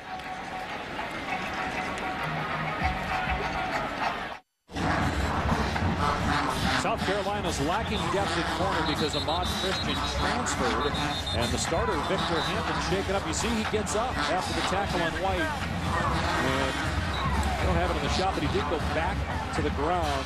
They looked at him. He was helped off the field. We'll see if he returns. And so Rico McWilliams, a redshirt freshman, is in replacing him. Jadeveon Clowney had a stinger suffered in the first half, according to our own Tom Luganbill, but he's back out there. First down for the Badgers at the 45. They will run it again, and another hole for White. Looking to make moves inside the 25. Finally run out of play inside the 15. Starting to smell of desperation here for South Carolina. You're going to see two guys blitz, and there's a huge lane for White.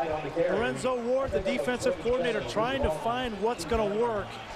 So far, he hasn't had any answers, and Wisconsin's just sitting back, doing what they do best, and allowing the defense to come to them and making the proper adjustments and calls on each run. You saw Costigan, the right guard, out there on Marquise Roberts, the linebacker. That's about a 90-pound advantage for the guard. That was a 32-yard run, and now Stavi being chased from behind by Clowney, slips and lost a yard on the play. This is the third or fourth time where Wisconsin has gotten into the red zone on first down, and Andy Ludwig, their offensive coordinator, has chosen to try to take a shot to the end zone off of play action. It hasn't worked yet. If I'm Andy Ludwig, I'm going to continue to run the ball. I mean, they're running the ball 7-8 yards a clip right now. No reason to try to throw the ball to stop it. And Gordon is in there now. Second down and 12, so a 2-yard loss on the last play. South Carolina with 8 in the box. Here's Gordon, and he stumbled. Dives to about the 11-yard line, close to the 10. So third down and long coming up for Wisconsin. Hampton back on the field for South Carolina. Badgers have been pretty good on third down today. 4 out of 7. Yeah, you heard Steve Spurrier right before the half saying that's the thing that's hurt us the most, is not getting off the field defensively on third down. They have got to get some pressure on Joel Stavi. You can't rely on Clowney because he's going to be double teamed. You got to get Quarles up the middle. Got Abradaris on Legree at the top of your screen. Stavi to throw, steps up, hit, sack. Chaz Sutton gets to the quarterback and takes him down back near the 17-yard line. Fourth down. Chaz Sutton just ran over Rob Havenstein, the right tackle. They're going to get one-on-one every single third down. If you're Chaz Sutton, you got to take advantage. That time he used the speed to bull move and got Havenstein off guard. Good play. Got that hand up around the face mask. He was lucky that wasn't a penalty. Jack Russell on for a 35-yard field goal attempt. They faked a field goal in the first half on a 48-yard try. They kick it here, and Russell puts it through. He's 9 of 12 on the year, and the Badgers extend their lead to 4.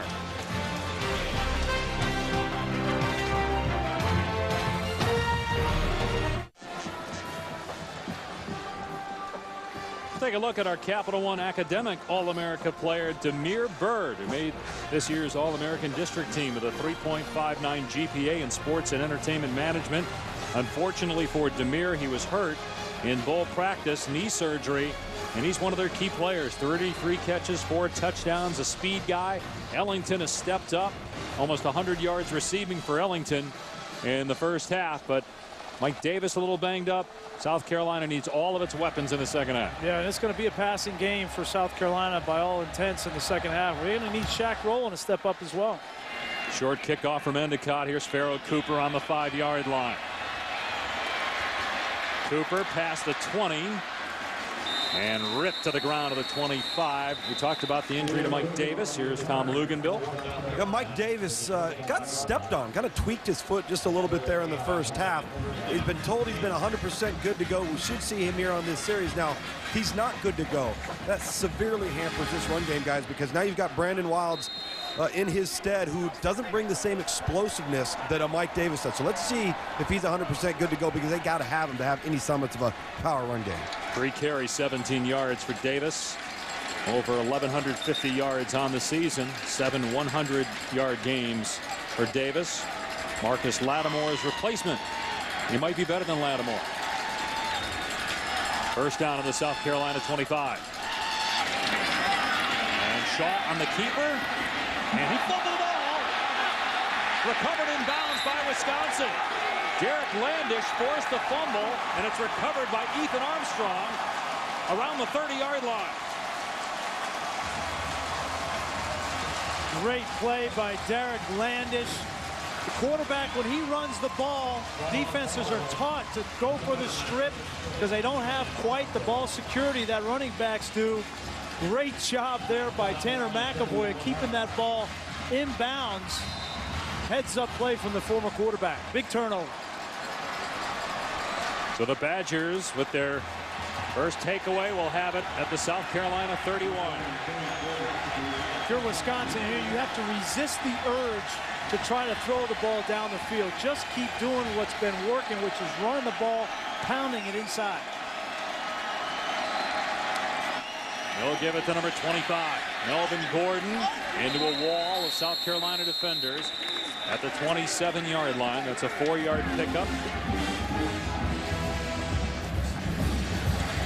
Gordon comes in, averaging 122 yards per game on the ground. He has 92 today, under 6 yards per carry. Second team All-Big Ten. Sophomore this year. Thought about going to the NFL, but elected to come back. Harry Anderson told us yesterday he thinks that was a good decision. That Gordon definitely will benefit from another year of college football. It's 2nd and 6. They'll keep it on the ground. Gordon again slammed down, and now a penalty flag. Gordon appears to have the first down, but let's see what the penalty marker is. There was a Wisconsin player on top of Jadeveon Clowney who's slow to get up. Somebody tackled Kelsey. Holding. Offense number 49. 10-yard penalty. Still second down. That's Sam Arneson. I think when Quarles went down, Clowney went down with him. Well, when you have a tight end that's trying to block, I think this is Arneson here in motion. He's going to try to block. That's Pedersen. Actually, Arneson's on the weak side. He comes over and tries to seal Kelsey Quarles, and he just gets caught. And it's an unfortunate because it's not really a hold. But when Quarles goes down and takes Arneson down, the umpire, all he sees is 2 guys on the ground, and that's an automatic key for him to throw the holding flag. So now 2nd down and 16, and they're out of field goal range here. Quarles jumped offside, so a free 5 yards for the Badgers.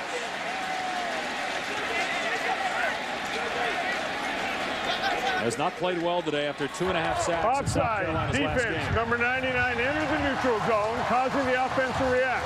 5-yard penalty, still second down. Well, he's talking about this being his last game going to the NFL. Well, he finished strong. Steve Spurrier talked glowingly about him when we spoke to him this week. Hasn't been his best day. He's an outstanding football player, and as you mentioned before, he's going against a really good player in Ryan Groy, the left guard. Still a lot of football left to play. Early third, 4-point Wisconsin lead. Looking to add to it after the takeaway. Stabby. Abradaris on the catch. Inside the 25. What a career for Abradaris, a former walk-on quarterback. First team All-Big Ten 2 straight years. Among the school leaders in all-time receiving yards. Going to the Senior Bowl. He represents what's great about college football. Really a former walk-on, outstanding football player. He's earned his stripes at Wisconsin.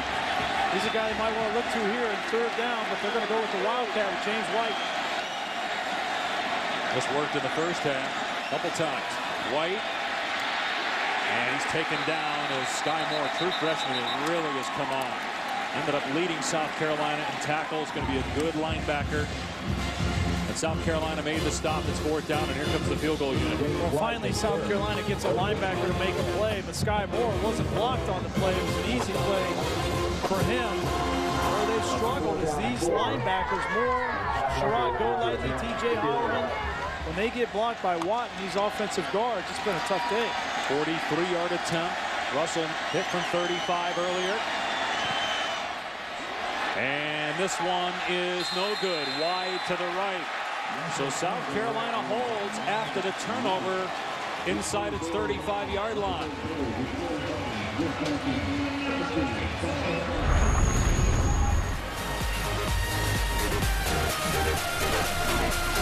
The kick wide right, and it remains a 4-point Wisconsin lead.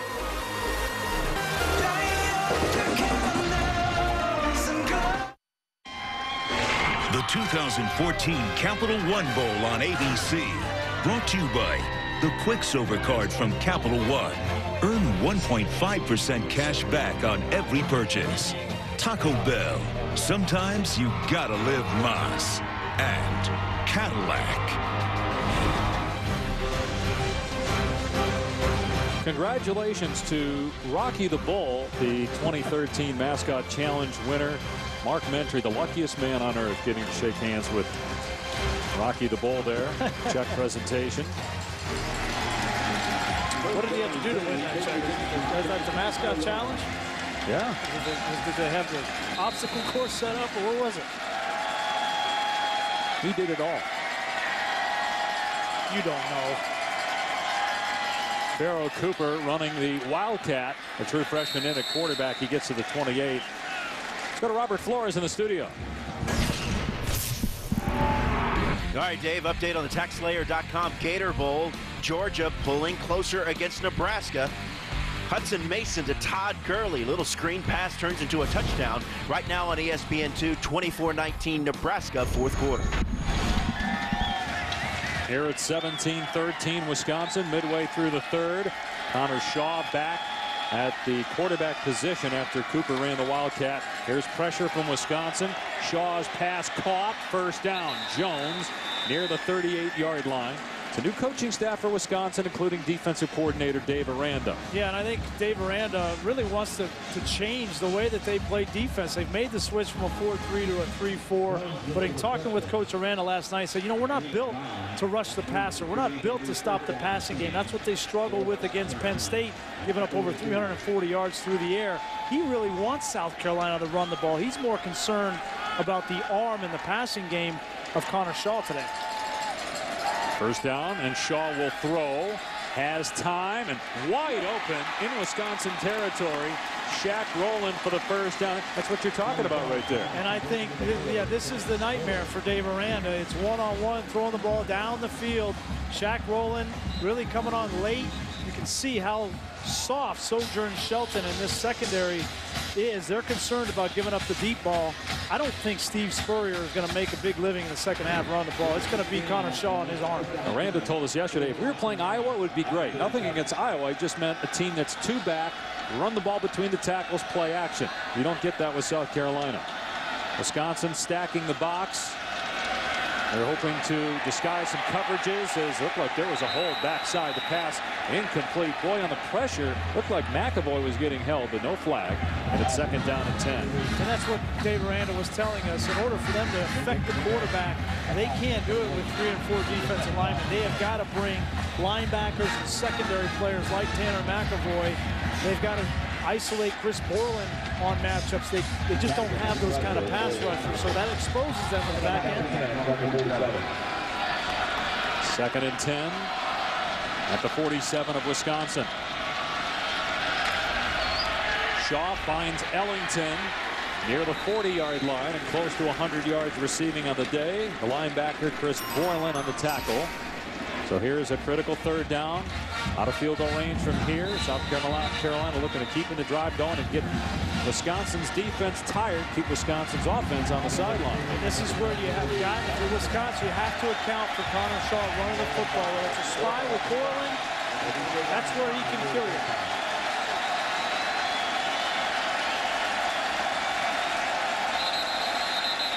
Penalty flag down. Wisconsin trying to confuse and cause a false start. May have done just that. Offense, number 67, 5-yard penalty, still 3rd down. They show like they're bringing the inside backers, then you see somebody come from the outside.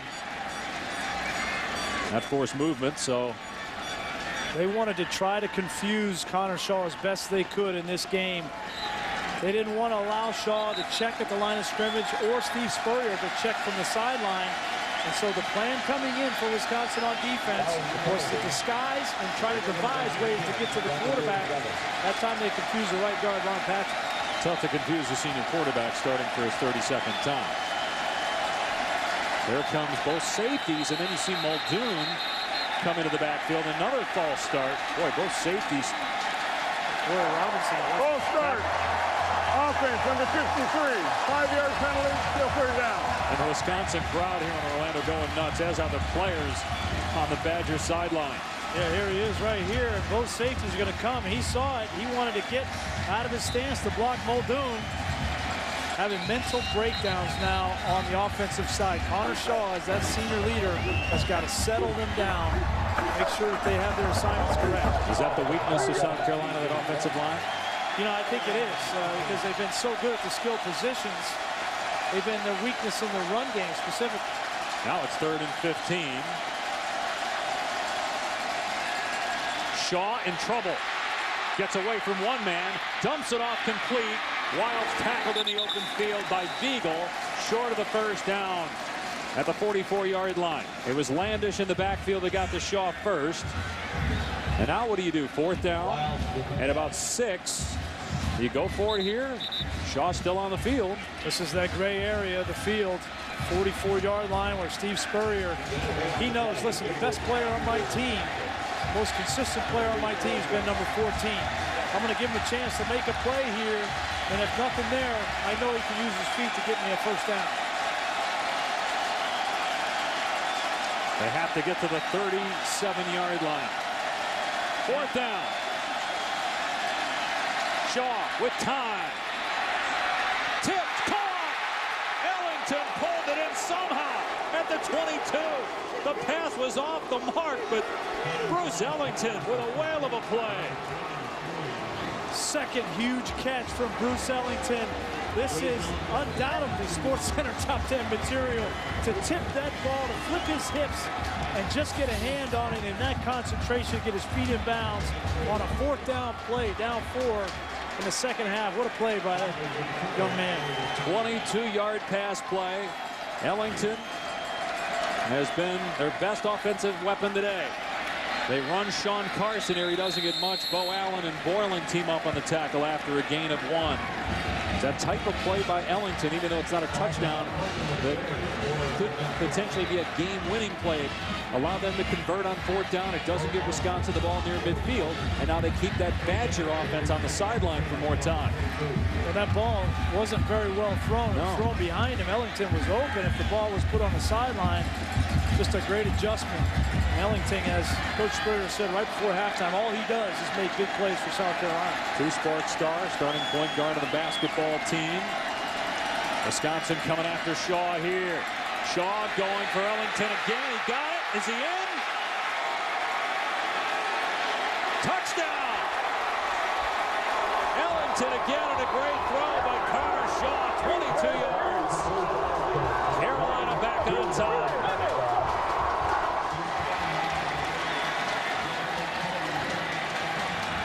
This time Connor Shaw put it right on the money. Same route. Great footwork. Tippy toe around the pylon by Bruce Ellington. Great recognition from Connor Shaw to see he had one-on-one man coverage. Ellington on the safeties, Desmond southward. Easy pitch and catch for the touchdown. And clearly a touchdown as you looked at Ellington's feet there. Skip inside the pylon. Now the extra point. It's good from Elliott Fry, and it's 20-17 Gamecocks. We knew the second half this game would be on Connor Shaw's shoulders. He needed a receiver to step up, and Bruce Ellington's done it all year.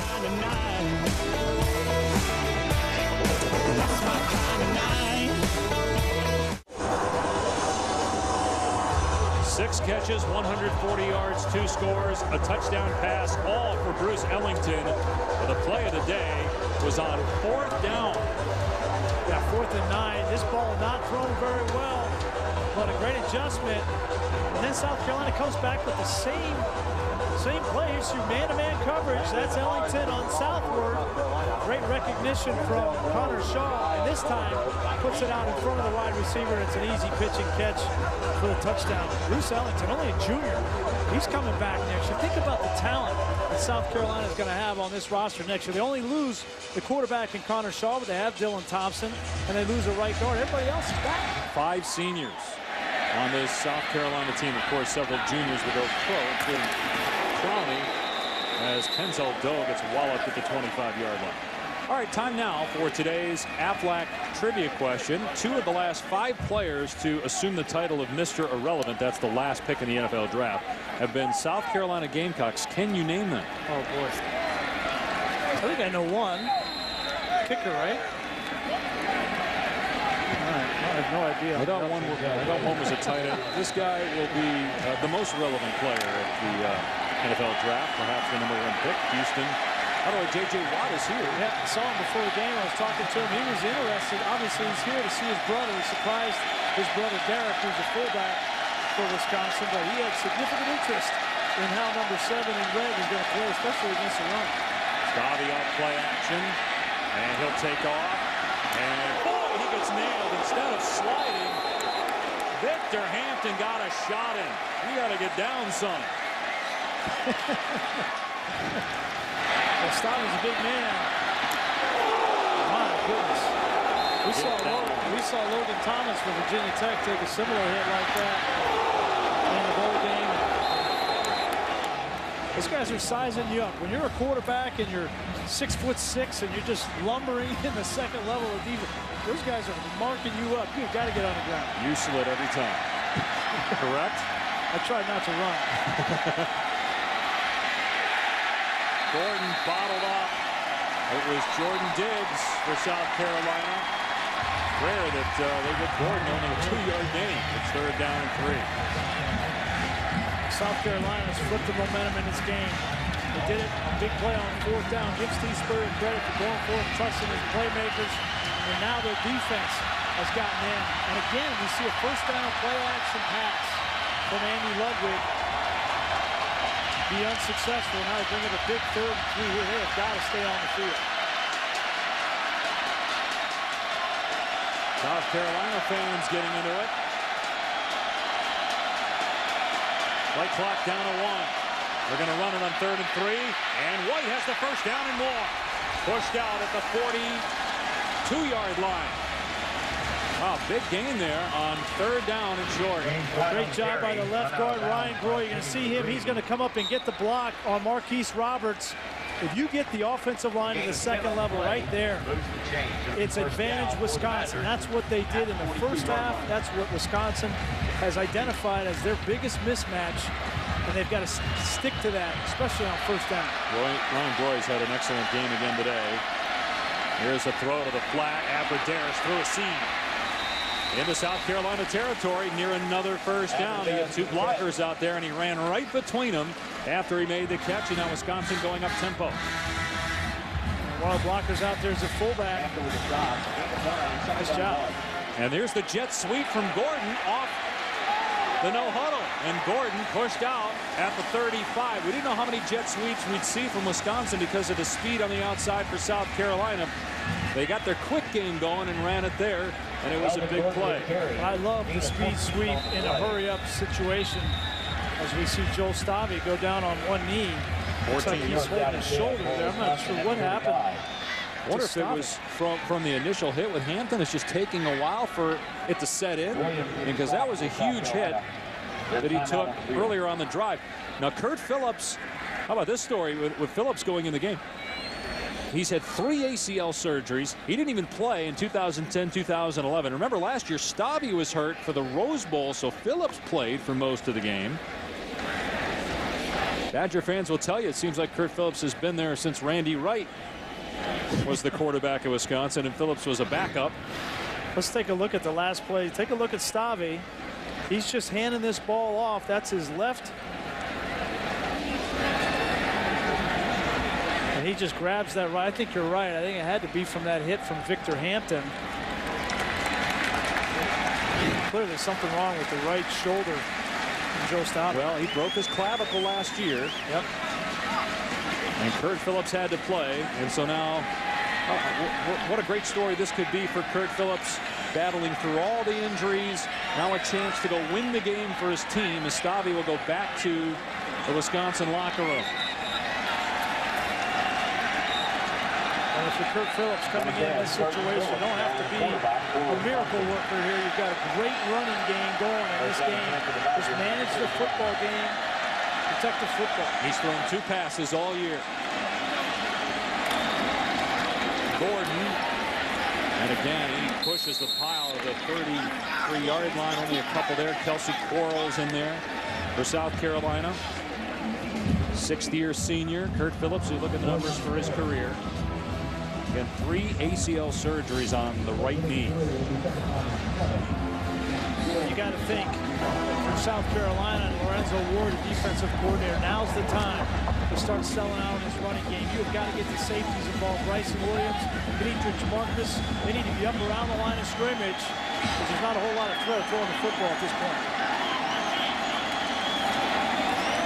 It's Gordon again. And look at his patience, waiting for the center, Dan Volz, to get out there on his man. And Gordon comes up just short of a first down. So it'll be 3rd down and short when we start the 4th quarter with South Carolina on top by 3, 20-17. The Capital One Bowl will continue after these messages and a word from our ABC station.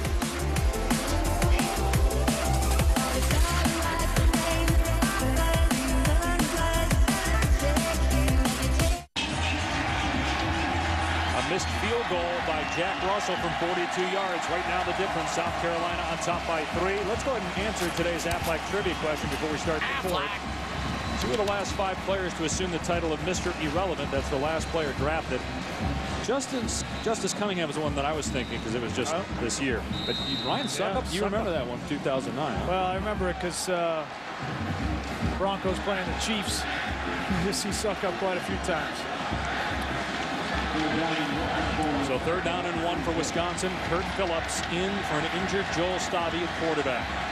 Ball inside the 25 of South Carolina. The Gamecocks with 10 guys around the line of scrimmage. Here's Gordon. And Gordon appears to be short. The Dietrich Marcus on the stop. 4th down.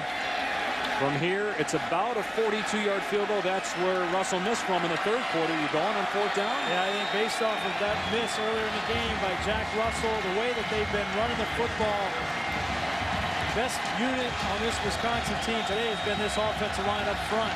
Give the ball to James White, Melvin Gordon, inside the tackles. Trust your offensive line. It is Gordon behind Derek Watt. 4th down and a yard. Again, 10 men in the box for South Carolina. And it's Gordon, and he will not make it. Sherrod Golightly was there first for South Carolina. A great stand by the Gamecocks.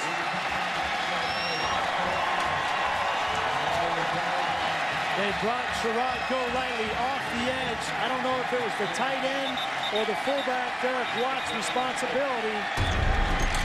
But you got to block the edge. You have to secure the edge. If not, he's going to get the back in the backfield. That play had no chance. Yeah, that's my kind of night. The Big Ten champion Spartans, led by Connor Cook, had their first Rose Bowl win since 1988 as they play in the 100th Rose Bowl game against Stanford later today, about an hour from now, over on ESPN. They pass Brian Greasy, Tom Luganville. 4th down, Wisconsin elects to go instead of trying a 42-yard field goal, and it fails. Yeah, it looked like Golightly came off the edge. There he is. It looked like Derek Watt was just late in recognition. The other thing on this play was Jadeveon Clowney came off hard. You wonder about his ability to play the run game.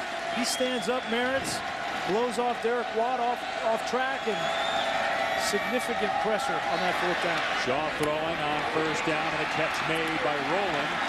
And it's another 1st down. Why not kick the field goal? You missed a 42-yarder. I get it earlier, but it's a 3-point game. You know they're going to stack the box there, put 10 men at the line of scrimmage. Want to take your chances that your field goal kicker is going to come through. Well, your field goal kicker didn't come through in the previous attempts, number 1. Number 2, you've rushed for 251 yards in this game, and you've blown this South Carolina defensive front off the ball consistently. I don't have any qualms with Gary Anderson's decision right there. It's just the execution. Mike Davis hasn't had a lot of touches today, and he gets to the 41-yard line. Zagzebski in there, Borland as well for Wisconsin. It'll be 2nd down and long. Badgers play in the Rose Bowl each of the last 3 years. Lost all those games. They're 2-0 in Capital One Bowls.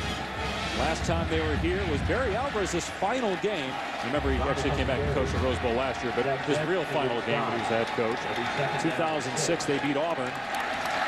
And they knock off South Carolina today. The Gamecocks with a 3-point lead, seeking their 3rd straight 11-win season. They never won 11 games before 2011.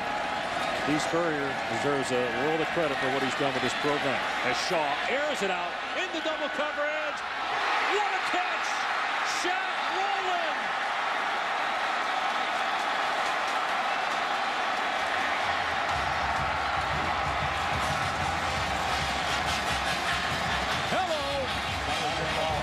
Great concentration by Shaq Rowland. Dave Aranda, the defensive coordinator for Wisconsin, told us his worst nightmare is when teams just throw the ball up down the field. That's how Allen Robinson had over 100 yards receiving from Penn State, and that's exactly the scenario that Rowland had in that play. 49 yards there. You saw acrobatic catches by Ellington on the last drive. Now back to the ground, and Davis stood up at the 8. It'll be 2nd and goal from there. Ethan Armstrong on the hit. Wisconsin just doesn't have that ball hawk in the secondary. Sojourn Shelton is their closest guy, but he's a true freshman. He's 5'9". That was Caputo, who's going to be a good player. He's 6'1", but he's just a sophomore. He's more of a run support guy. Neither one of them play the football, and Shaq Rowland goes up and makes a great play. You have to wonder, too, how important Wisconsin getting a stop is to go down 10 with a backup quarterback. You don't even know if he can complete passes. Thrown only 2 all year. Trying to lead your team from 10 down. An important sequence here for Wisconsin's D. Option. Shaw pitching late. Davis. And he's inside the 5. Armstrong again on the stop. 3rd and goal from the 4 coming up.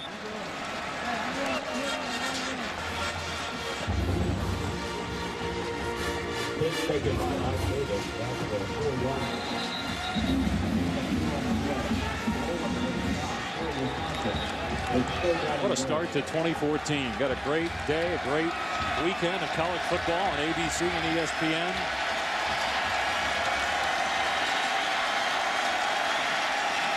Third and goal. Play action. Shaw lobbing it. Got a man. Touchdown, South Carolina. Jarrell Adams. And it's a 9-point Gamecocks lead.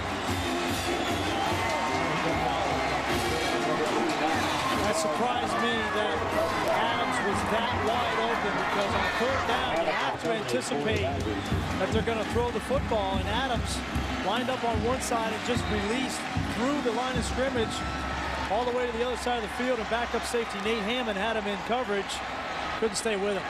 What a day for Connor Shaw, his final game as a South Carolina quarterback. One of the all-time greats at South Carolina.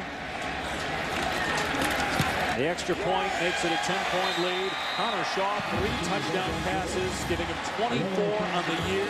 Just 1 interception. He also has a touchdown catch. But it was the defense that helped Shaw on this drive, getting the stop on 4th and 1. Clowney blowing up the play. And it's a 10-point South Carolina lead as you're watching the 2014 Capital One Bowl.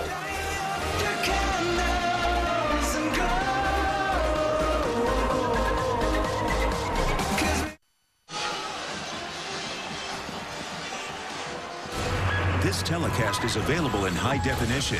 Brought to you by Vizio. South Carolina fans, the Gamecocks kick off the 2014 regular season at home against Texas A&M exclusively on the SEC Network. Go to secnetwork.com and request the network from your TV provider. What a way for Johnny Manziel to go out. Wasn't that a great game against Duke last night? Who's going to play quarterback? That'll be an interesting opening matchup between A&M and South Carolina. Who's going to play quarterback for the Aggies? And where is Johnny Manziel drafted? In the spring. I think he did nothing but help himself in that game last night, throwing the ball down the field, the accuracy that he threw the ball with. He just needs one GM to take a chance high in the 1st round. Here's Kenzel Doe on the return. Across the 25, and Doe! Past midfield! Breaks a tackle!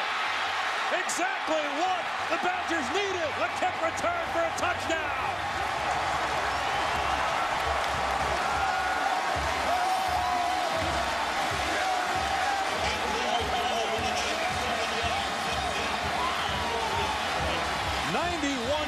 Kickoff return for a touchdown, and Wisconsin is right back in it. Their starting quarterback is hurt. Their backup, Kurt Phillips, has not played a lot this year, although has a lot of experience. They needed a spark, and they just got it in the return game. After the special teams have been problematic today with the missed field goal. Badgers quickly back within 3 with a ton of time on the clock. There may not be a whole lot of speed on this Wisconsin team outside of the running back position, but plenty of speed from Kenzel Doe. A few blocks, spring him to the 2nd level, and the stiff arm tiptoes into the end zone. Yeah, that's my kind of night. You're watching the 2014 Capital One Bowl.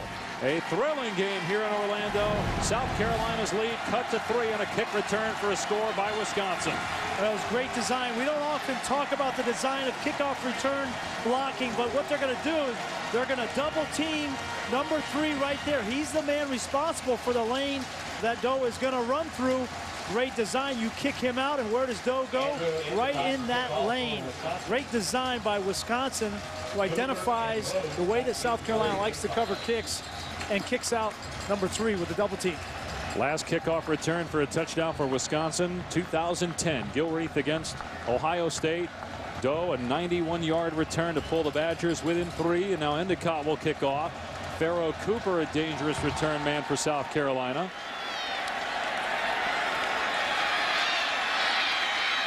But he gets nailed at the 10-yard line and slammed down. Let's go to Robert Flores in the studio.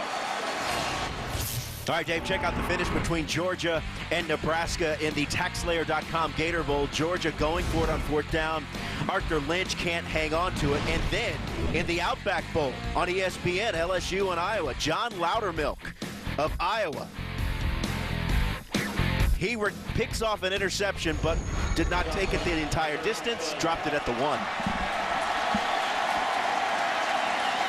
Here it's a three-point game, Robert. Big hit by Schobert on special teams. South Carolina has to start at its 12-yard line.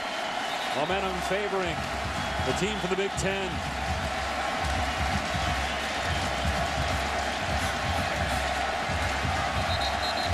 Worst starting field position of the day.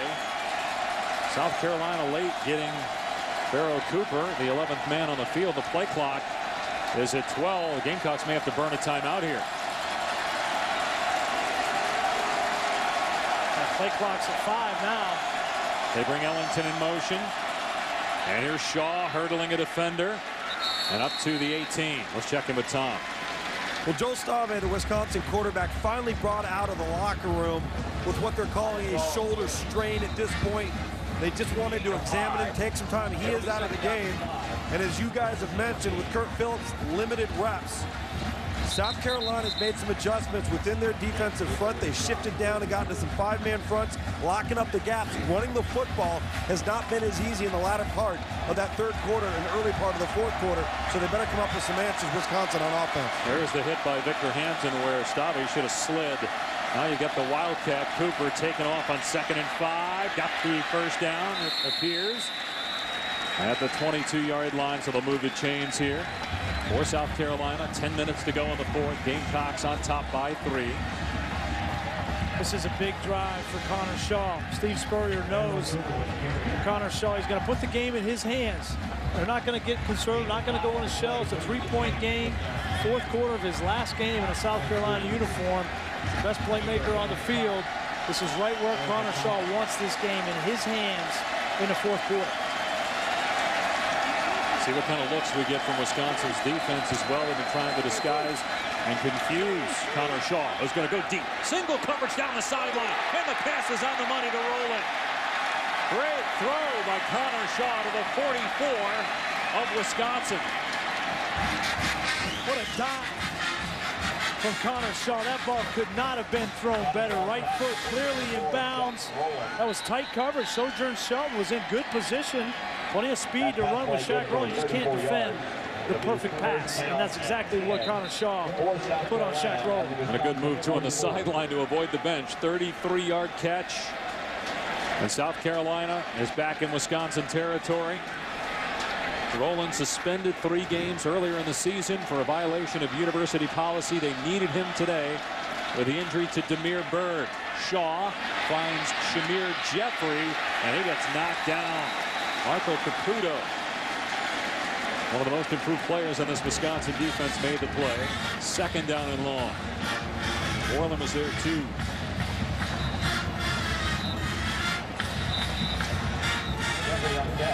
I don't know what's going to happen after this game for Connor Shaw in the NFL. I know he wants to go to the NFL and have a chance. I think he'll get his chance, but certainly he can look back on his career at South Carolina and say, I did everything I possibly could for my team and laid it all on the line. Shaw to throw again, steps up to run. He's got Green in front of him, heads for the sideline, and great footwork to get the first down. Think about it, Connor Shaw has never lost at home. And over the years, Steve Spurrier, as there's an injured Badger, Steve Spurrier, there'd be times where he would pull quarterbacks in the middle of drives, but there's a trust with Connor Shaw. It's hard to start 32 games for Steve Spurrier, and it's hard to win 26, maybe 27 of those 32. But Shaw has done that. Back in a moment.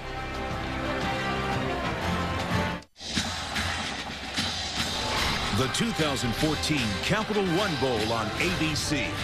Brought to you by the Quicksilver Card from Capital One. Earn 1.5% cash back on every purchase.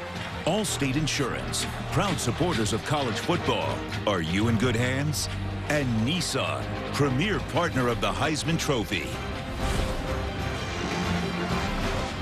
Some terrific offensive plays in the first game of 2014. Tonight should see some good offense as well as Bryce Petty battles Blake Bortles, Baylor, and Central Florida. And the Tostitos Fiesta Bowl at 8:30 Eastern on ESPN. Of course, the Rose Bowl on ESPN. Stanford, Michigan State in about 45 minutes. Here, South Carolina clinging to a 3-point lead. Connor Shaw today 7 completions, of 20 yards or longer. Almost a perfect game for him. 3 passing touchdowns, a touchdown catch. He'll hand it off here. Davis is loose in the secondary. To the 20-yard line, a 14-yard run. Just when you start worrying about Connor Shaw, you're going to get the inside zone to Mike Davis. They have 2 guys on the outside. Caputo, the safety number 7, worried about the perimeter run with Connor Shaw, and Mike Davis, the sledgehammer inside. Difficult to stop.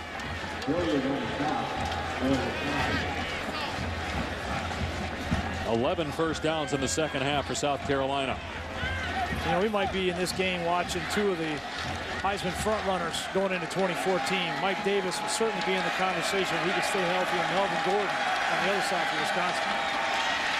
There's Shaw, and he's to the 10 before Borland makes the stop. Close to another first down. It is a first down, so first and goal. Can the Badgers get a stop? Take a look at Mike Davis right here. He's going to get the fake, but then he's not going to get it. He's also going to get a block that's going to free Connor Shaw. Unselfish nature of Mike Davis right there. You get that block on Tanner McAvoy.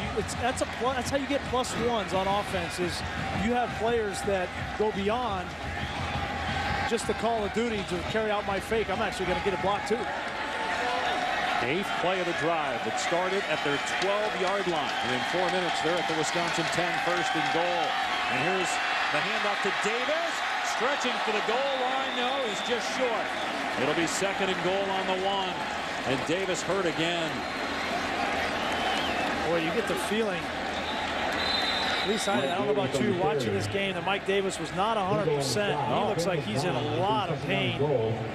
Well, he was shaken up in November and fought through injury. We saw him get banged up a couple times today. And boy, we were there for the Marcus Lattimore injury when South Carolina lost its heart and soul last year. Well, he went down, and there were guys on the back of his legs. And you always wonder about the ankles. Take a look at his right leg. And got rolled up on there by Beagle. Landish was there too for Wisconsin. You hope in these situations, obviously you don't think that he's going to be back in this game, but you hope in these situations that this isn't a break but just a sprain. But clearly that right ankle got rolled up on. Such an outstanding talent. And such a great kid who burst onto the scene. Really, we didn't know anything about Mike Davis coming into this football season. And as you said, through the first 8 or 9 games of the year, he was the best back in the SEC, hands down. I'm going to shake it off. He might be back in this game. Has to sit for at least 1 play because of the injury. Brandon Wilds will replace him. We'll see if Davis can return.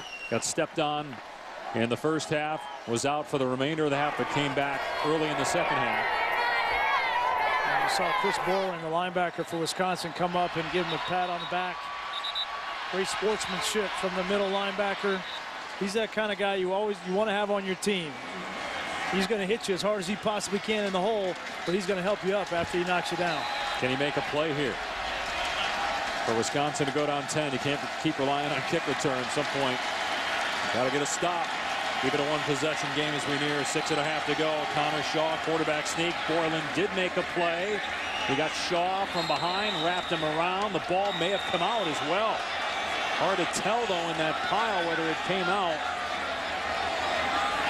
Wisconsin's got the ball. Bo Allen has it in his hands, but they're saying third down. They're saying third down, so no fumble. And again, it's almost impossible to really review this in the middle of the field. The linesman came in shaking his head, saying no fumble. Look at Borland go over the top. He was anticipating that quarterback sneak. It looked like right here when he goes to extend the ball. Was he in? Did he get the ball across? Or was forward progress ruled stop before he stretched it out? So they're going to look at this here to see if he got in. And let's go ahead and check in with Mark Perlman, who's with us in the booth, Pac-12 line of scrimmage supervisor. Is that a touchdown? Did he get the ball across that time? Yes, that last shot they showed. The ball clearly was in there when he stretched it out, and then they ripped it out of his hands. And forward progress was not stopped in that situation. Correct. That's interesting because the linesman came in and he did not signal touchdown, but he did not signal fumble.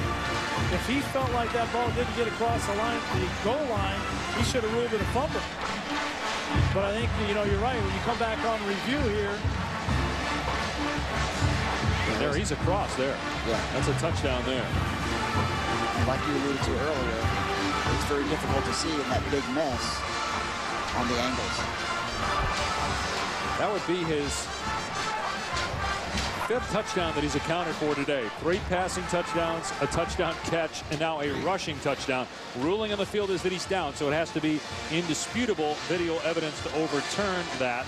But it looks like that's a touchdown. Yes.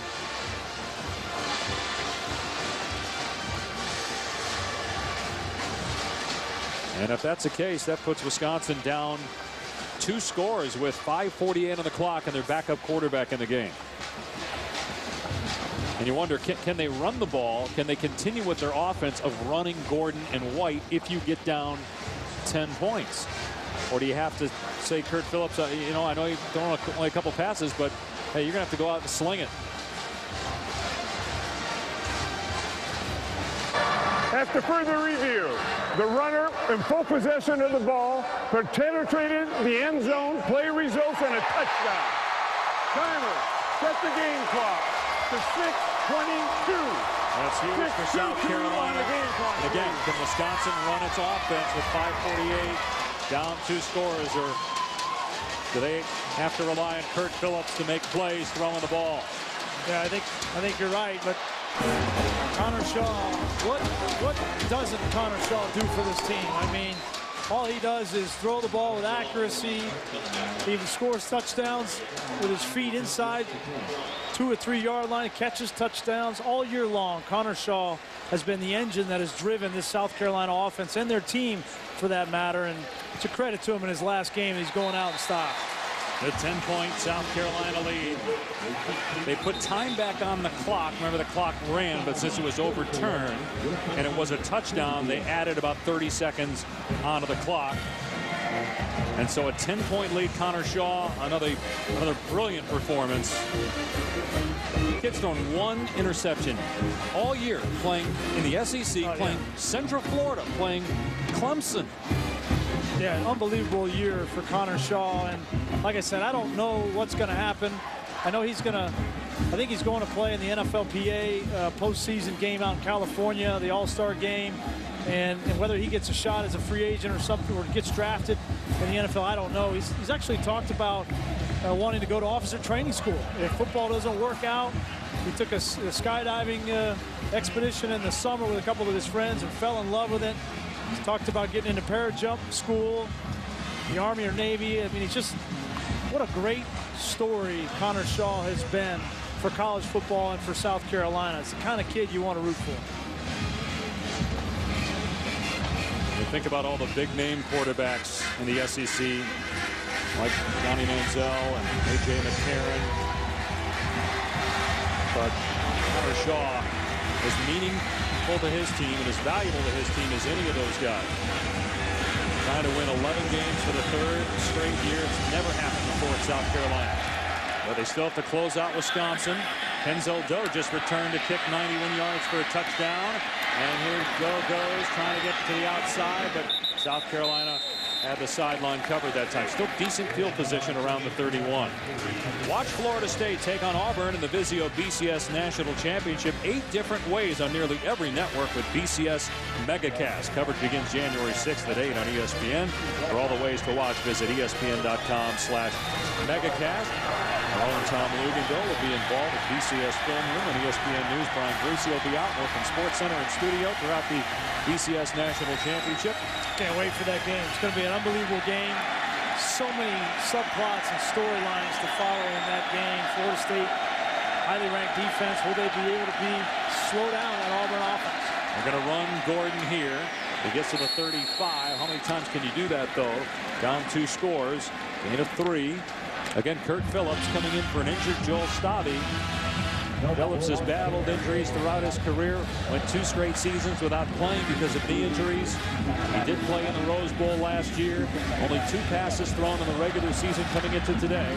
And their huddlings, it took a lot of time off the clock there. I'm Andy Ludwig. I'm going to get the screen game involved here. Your best players are your backs, but you need to throw the football and get your quarterback confident. Screen's a great way to do it. And James White has been silent as a receiver today. They're going to hand it off to White here. And White picks a hole and has the first down. To your point, White on the season has 37 catches. Melvin Gordon has just 1. It'll be interesting to see if now is the time where maybe they try to get Gordon involved in the screen game. They're going to go up tempo here. Clock at 5.5 and counting. I think they want to get that first down, and then they were going to get into the no-huddle scenario.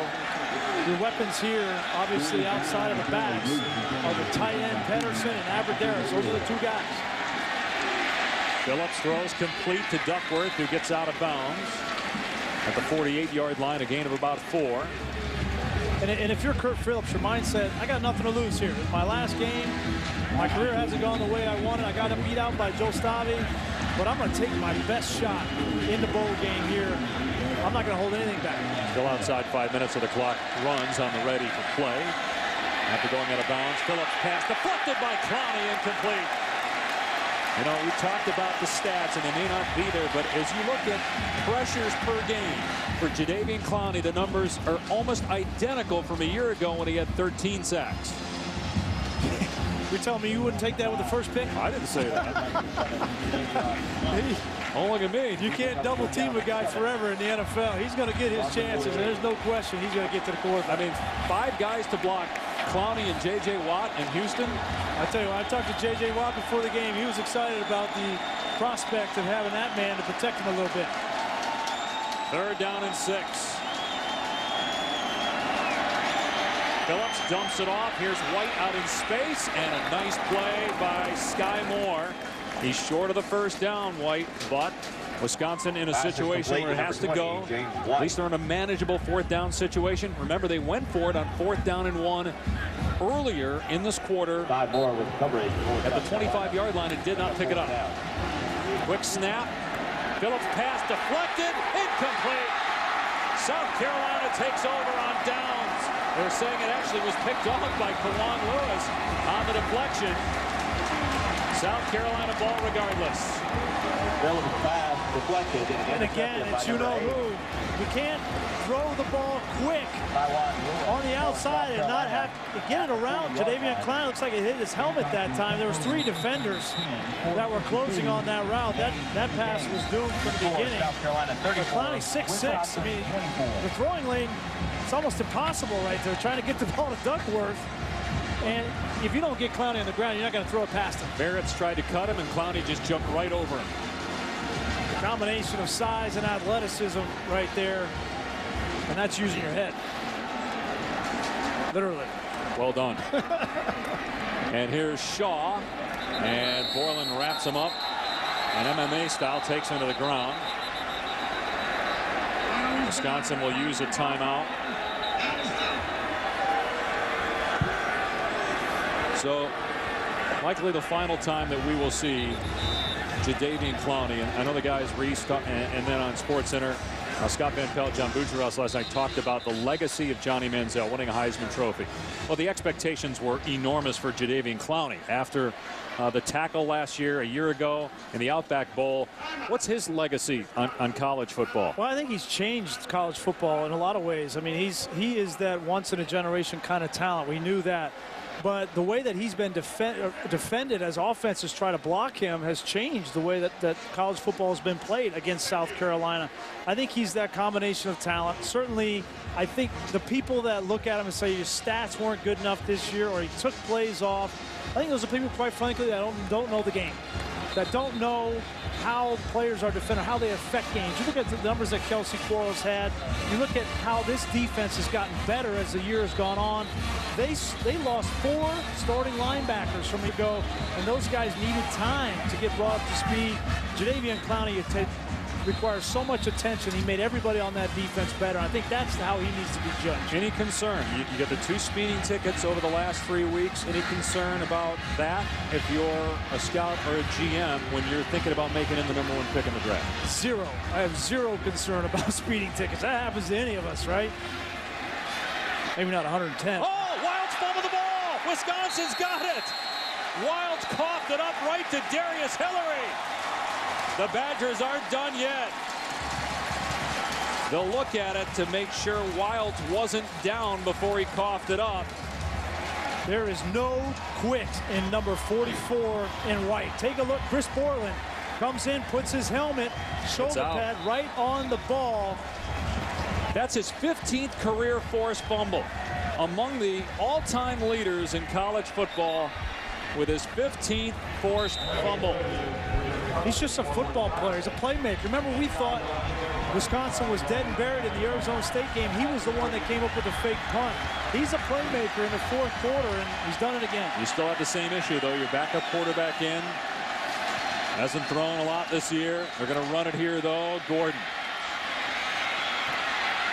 And Gordon with a nice cutback to the 43. Clock is not your friend. 4.5 and counting, and you used the timeout on defense at 2 left. Again, how many times can you run the ball in this situation? You know, the last series they tried to throw the ball quick, and the throwing lanes were tight. 2 balls tipped from Kurt Phillips. Take a shot down the field to Aberderis. Maybe he goes up and makes a big play. Maybe you get pass interference, but you need a big chunk. Taking a lot of time by huddling there. They go out of the eye. It's Gordon again. Got a gap inside the 30. Gordon to the 25, a first down. The clock will stop as they reset the chains. Derek Watt, JJ's younger brother, fullback, out there blocking for Gordon. That's a 17-yard run. Gordon around 150 rushing yards today. They get up to the line quickly here. Down 10. White is in the backfield, and Phillips will throw. And not a good throw. Incomplete. Trying to hit Jordan Frederick, who appeared open. 3:43 left. Wisconsin down 10. Clowney to the sideline for now. I'm Andy Ludwig. Call plays up in the box. I know exactly who's in the game. If Clowney is on the sideline, I'm going to take my shot to throw the football, knowing I don't have as much pressure. Clowney was injured in the first half, but came back, suffered a stinger. I don't know if he's just getting a rest here, though. 2nd down and 10. Phillips to the air. Has time. This time he delivers a strike to Aberderis right at the first down marker. They're going to spot him just short. It's 3rd down. 3.5 to go. Wisconsin going up tempo. 3rd and short, but you still have the inside run game here to James White. Doesn't get it. Still going for it on 4th down. Clowney not in the game, but they'll throw on 3rd down and short. Phillips, end zone, it's intercepted. Picked off Sky Moore. That's his 2nd interception of the game.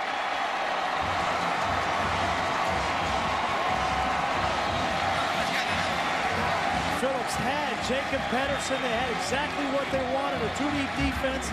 He needed to put the ball. You're going to see Pedersen's going to come from outside. The ball needed to be put back here, but it's thrown behind him, and that gave Sky Moore an opportunity to make a great play on the ball. There comes Pedersen. That ball needed to be thrown more towards the goalpost. It was thrown behind him, and Moore makes a very athletic play to seal the game for South Carolina. You also had the check down White open to get the first down at 3rd and 1. And it's difficult as a backup quarterback. You don't have these reps. You don't have the timing. You know, if he had that opportunity, he would throw that ball more towards the goalpost, and they might have had a touchdown. But as it is, give Moore credit for making an outstanding interception. Again, just 2 passes thrown all year for Phillips coming into today. Davis wrapped up. They're trying to rip the ball out. McAvoy makes the tackle. Wisconsin only has 2 timeouts remaining, and they use one here. Fans tune into ESPN3 for the post-game trophy ceremony presented by Capital One immediately following the game. You know, Brian, Steve Spurrier is known for what he did at Florida, obviously winning a national championship. But think about what he's done with his South Carolina program. They win today. It'll be their 3rd straight 11-win season. They never won 11 games in any season prior to 2011. And South Carolina was a program that was a middle-of-the-pack to lower-tier SEC program when he took over. And they're in contention every year now. And he's getting great recruits like Jadeveon Clowney to come play at South Carolina. And next year could be the year for them, right? If they can get consistent play from Dylan Thompson. You're talking with Coach Spurrier after the graduation of Connor Shaw. It'll be Dylan Thompson's team, and he's going to have a stacked offense. And on the defensive side, they've played so many young players this year. Yes, you're going to lose Quarles. Yes, you're going to lose Clowney. But you're going to have so many young players with experience coming back. South Carolina is going to be a force to be reckoned with in the SEC East. This offensive line, which had its ups and downs, most of them will be back. Only 5 seniors on this team. Connor Shaw pinned by Connor O'Neill. Again, Wisconsin, with 1 timeout, will use it here, so they're out of timeouts. 3 minutes to go. South Carolina in command with a 10-point lead. All right, in case you're just tuning in, here's what you've missed. 2014 Capital One Bowl. South Carolina get off to a 7-0 lead, but Wisconsin led at halftime because of a missed extra point. Gordon and White with 250 rushing yards, so they set the NCAA record for rushing yards by teammates in a single season. Clowney made his presence felt, but Connor Shaw 5 total touchdowns, including 3 through the air, and he caught one. No surprise, the efficient game that Connor Shaw had today. He's been doing it all year. 22 out of 25, over 300 yards. And an appropriate way for Connor Shaw to go out. Got a little love from his head coach with this reverse pass. Scored a touchdown, threw 3 of them, ran for 2 of them. Outstanding season, outstanding career for Connor Shaw in South Carolina. Results in a touchdown. And remember, Brian, going forward, no BCS. The rules change. The rules are unknown. A playoff committee is going to come up with the 4 best teams. And there's nothing to say that they won't pick 4 SEC teams. And South Carolina probably this year would have been left out because it looks like there's a clear-cut 5 or 6 teams ahead of them. But they're the only school to beat 2 teams playing in BCS bowl games. As Shaw keeps here and takes another shot at the 16-yard line. Well, and you think about the 2 games that they lost. I mean, obviously the game against Tennessee, a hiccup on the schedule. If not for a great catch by Marquez North, the wide receiver from Tennessee, they win that game. And they played Georgia before they had all the injuries, and that was a back-and-forth game. They end up losing 41-30. But South Carolina, there's no question, is playing some very good football at the end of the year. They dismantled Clemson. There's no question about it. And the perception of the Big Ten with the playoff committee going forward. How will that impact a school like Michigan State, Ohio State, Wisconsin in 2014? Style of play. We talked with Gary Anderson about needing to do some things differently as Wisconsin comes after the punt, almost gets there. And a fair catch made around midfield with 2:10 left. Wisconsin down 10 out of timeouts. But Anderson told us, look, we've got to adjust. We've got to change some things if we're going to compete in the Big Ten consistently. Yeah, and I think I give Gary Anderson a lot of credit. He came in, difficult situation. Obviously, the athletic director is the former head coach, and their relationship has grown. Gary Anderson is respected by everybody on this team and in Madison. And I think he has now the footing to start to make some of these changes. Traditional Wisconsin football, the proof is in the pudding. It's not been working on January 1. The last 4 years, they've lost. So now Gary Anderson has kind of that footing to start making some changes. He wants a mobile quarterback. He wants an aggressive defense. Those are things that they haven't had in the past outside of Russell Wilson. He wants to get back to that. Phillips' pass was thrown out of bounds, but they're going to get Victor Hampton for interference here on Abradaris. That'll be a first down. Wisconsin needs a touchdown. It needs to get the onside kick. Actually, it could get a field goal here on this possession and still recover the onside kick and have a chance to win, but no timeouts. Pass interference, defense, number 27, holding the receiver. First down spot of the foul. That'll put the ball around the 44-yard line. He's taken a couple of shots underneath on Victor Hampton, and Victor Hampton's one of those corners, very aggressive, loves to jump routes. even in this situation, I think he'd jump. If I'm Wisconsin, I'm going to throw a double move right now to Aberderis on Victor Hampton, see if I can get him to bite. He's in press coverage. Keep an eye on it here at the bottom of your screen. Phillips trying to set up a screen instead of the tight end, and Pedersen is loose. He's to the 30-yard line. Another first down, so the clock will stop to move the chains. 1:58 left. No timeouts for the Badgers. Clock starts on the ready for play.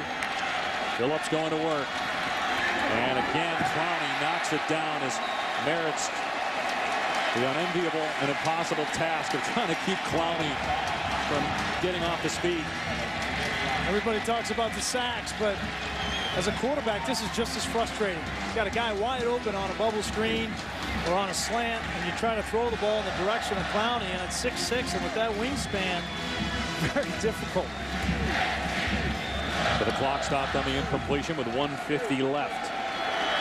3 passes have been knocked down by backup Kurt Phillips. Stabby went out with an injury after he took a hit from Hampton on a run play. Here comes Clowney, and Phillips got rid of it. And White wrapped up. Clock running. Tackle made by Gerald Dixon. They only got a few yards there, so they got to hurry. Clowney will head to the sideline. 3rd down and long. A minute and a half left. Badgers down 10.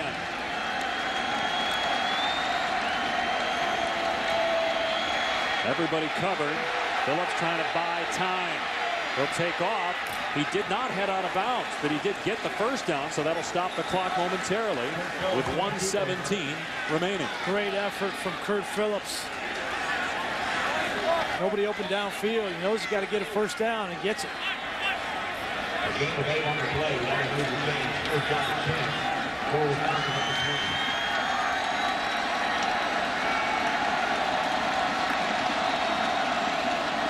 Short throw by Phillips, caught by Doe, and he steps out of bounds. This is where Wisconsin struggles because they don't have the depth at wide receiver. So in the 2-minute drill, they can't substitute wide receivers. So Aberderis is blown right now. He can't run a double move down the field because he's run 6 routes in a row. They got no substitution. You're down 10, so again, a field goal is still an option here. You have to get an onside kick no matter what. You have to get a score on this possession. You need time left on the clock. So we'll see here if Gary Anderson, if they get inside of a minute, if he elects to kick a field goal on 3rd down. Here comes Gordon in motion. Phillips throws to Aberderis. Here's a pitch to Gordon. He fumbled the ball. South Carolina's got it. Kawan Lewis with the recovery. They tried a little trickery, and Gordon put it on the ground. That's his first career lost fumble. Well, I love the design of the play. It didn't look like he was going to get much more yardage. Ball was a little bit behind him. South Carolina played it very well on the defensive side. But give credit to this South Carolina defense. They were gashed in the first half. They make the stop when they need it. Not a great pitch, but you got to secure that there. Try to get out of bounds. South Carolina now can just get in victory formation, and the Gamecocks will win it. It'll be their 11th victory. They'll finish the season 11-2. Wisconsin will drop its 2nd straight game, all to 9-4.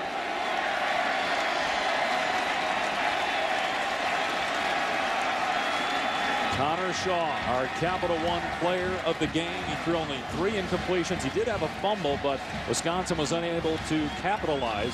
3 touchdowns, over 300 passing yards, a rushing touchdown, and a receiving touchdown in his final game. And a fitting way for him to go out. Jadeveon Clowney getting a lot of love from his teammates. They understand it's his last game in all likelihood. And that's it. See you in the NFL, number 7. And here comes the Spurrier Gatorade bath. He knew it was coming. Oh, he put on a jacket. And he put his head, the hoodie up so he wouldn't get it caught in the back of his neck. It was proper planning from the head ball coach. I think Clowney wanted to get that in after some of Spurrier's speeding ticket remarks. That he'd be able to pay for those tickets and pay for driving school January 2nd. 3rd consecutive 11-win season, first time in school history. A great year for the Gamecocks and Steve Spurrier. And Spurrier standing by with Tom down on the field. Coach, 3 consecutive 11-win seasons. It's got to be exciting for you and this program. I tell you what, our guys played well in the 4th quarter. Gave up that kickoff return, but our offense, Connor Shaw and Bruce Ellington, and then we finally got Mike Davis a few yards, and our defense was sensational. We've been good in the 4th quarter. That's how we won 11. Connor Shaw, a remarkable year and a remarkable career. How does he stack up in your eyes with some of the greats you've coached? Well, he's the best running quarterback I guess I've ever coached, and he certainly can throw it too. And I think all the NFL guys saw how he can pass the ball. So he's got a future up there. All right, Coach. Hey, good luck and go enjoy it. Thank you, Loogie. All right. All right, Loogie. And Steve Spurrier happy after another win in the Capital One Bowl. Hey, Jadeveon Clowney with Tom. Go ahead. Jadeveon Clowney, a great bowl win, a season that you got to be proud of. How do you feel like this season went for you? I mean, it's been great, man. Just been out here with a good group of guys, and we put everything into this from the summer. And we just out here working, man, trying to be a great football team together. I miss everything about Carolina, man. I love everybody here. So this is your last year in a Carolina uniform? Yes, sir. You're declaring for the NFL draft? Yes, sir. Good luck to you. Thank you, man. Take care. So no suspense. Jadeveon Clowney had made his mind up already. He's going to the NFL. We'll see if he's the #1 pick. J.J. Watt, brother Derek, plays for Wisconsin, was in attendance today. Will they be teammates next year? One thing's for sure, South Carolina, an 11-win team, 3rd straight year. That's never happened in school history. They won 15 in a row against non-conference teams. They win the Capital One Bowl for the 2nd time in 3 years. They beat Wisconsin behind a 5-touchdown performance, 3 different ways that Connor Shaw scored. A 10-point win over Wisconsin. Back with a trophy presentation. South Carolina wins the Capital One Bowl.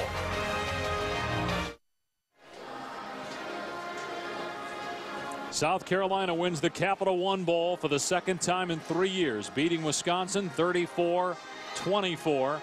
Connor Shaw, 3 touchdowns passing, 1 receiving touchdown, 1 rushing touchdown. Jadeveon Clowney made his presence felt on the defensive end as Steve Spurrier, in his 300th game as a college coach, beats the Badgers. You heard Jadeveon Clowney just earlier declare to Tom Luganville live here on ABC that he will forego his final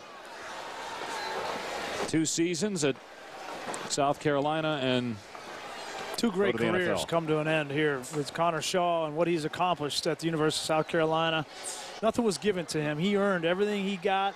Took over from Stephen Garcia and had to share time with Dylan Thompson, but persevered.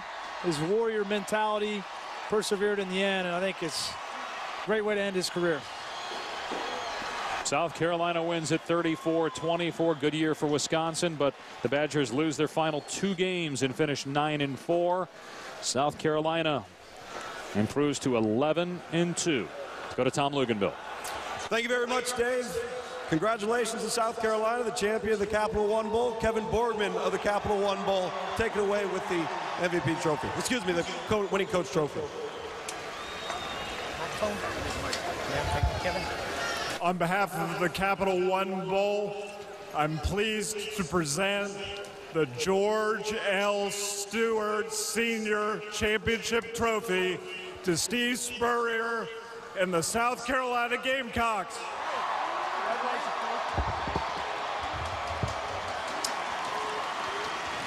Okay. Thank you very much. Thanks to all you Gamecocks for coming down here. You were the difference. Big difference.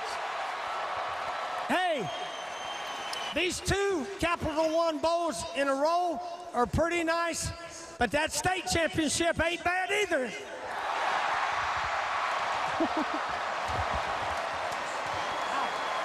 Coach, how important is this win for your program and for these seniors? Well, we don't have a lot of seniors, but Connor Shaw and all the guys, we got 3 that are going to be leaving early. But to win 11 3 years in a row, that is something. Not many teams in the nation have done that, and really proud of them. They deserve it. Speaking of our MVP, Connor Shaw, let me introduce Tony Massey, president of Florida Citrus Sports. Most valuable player, Connor Shaw. Best quarterback in school history, maybe the best in the country today. I think your coach likes the mic. I think he could do our job. What do you think? I think he'd do a pretty good job with that. 5 touchdowns today, 3 through the air. You caught one, you ran one. How special has this career at South Carolina been for you? Man, it's such an emotional moment right now, end of my career. I couldn't imagine a better way to go out, though. I'm so proud of this program.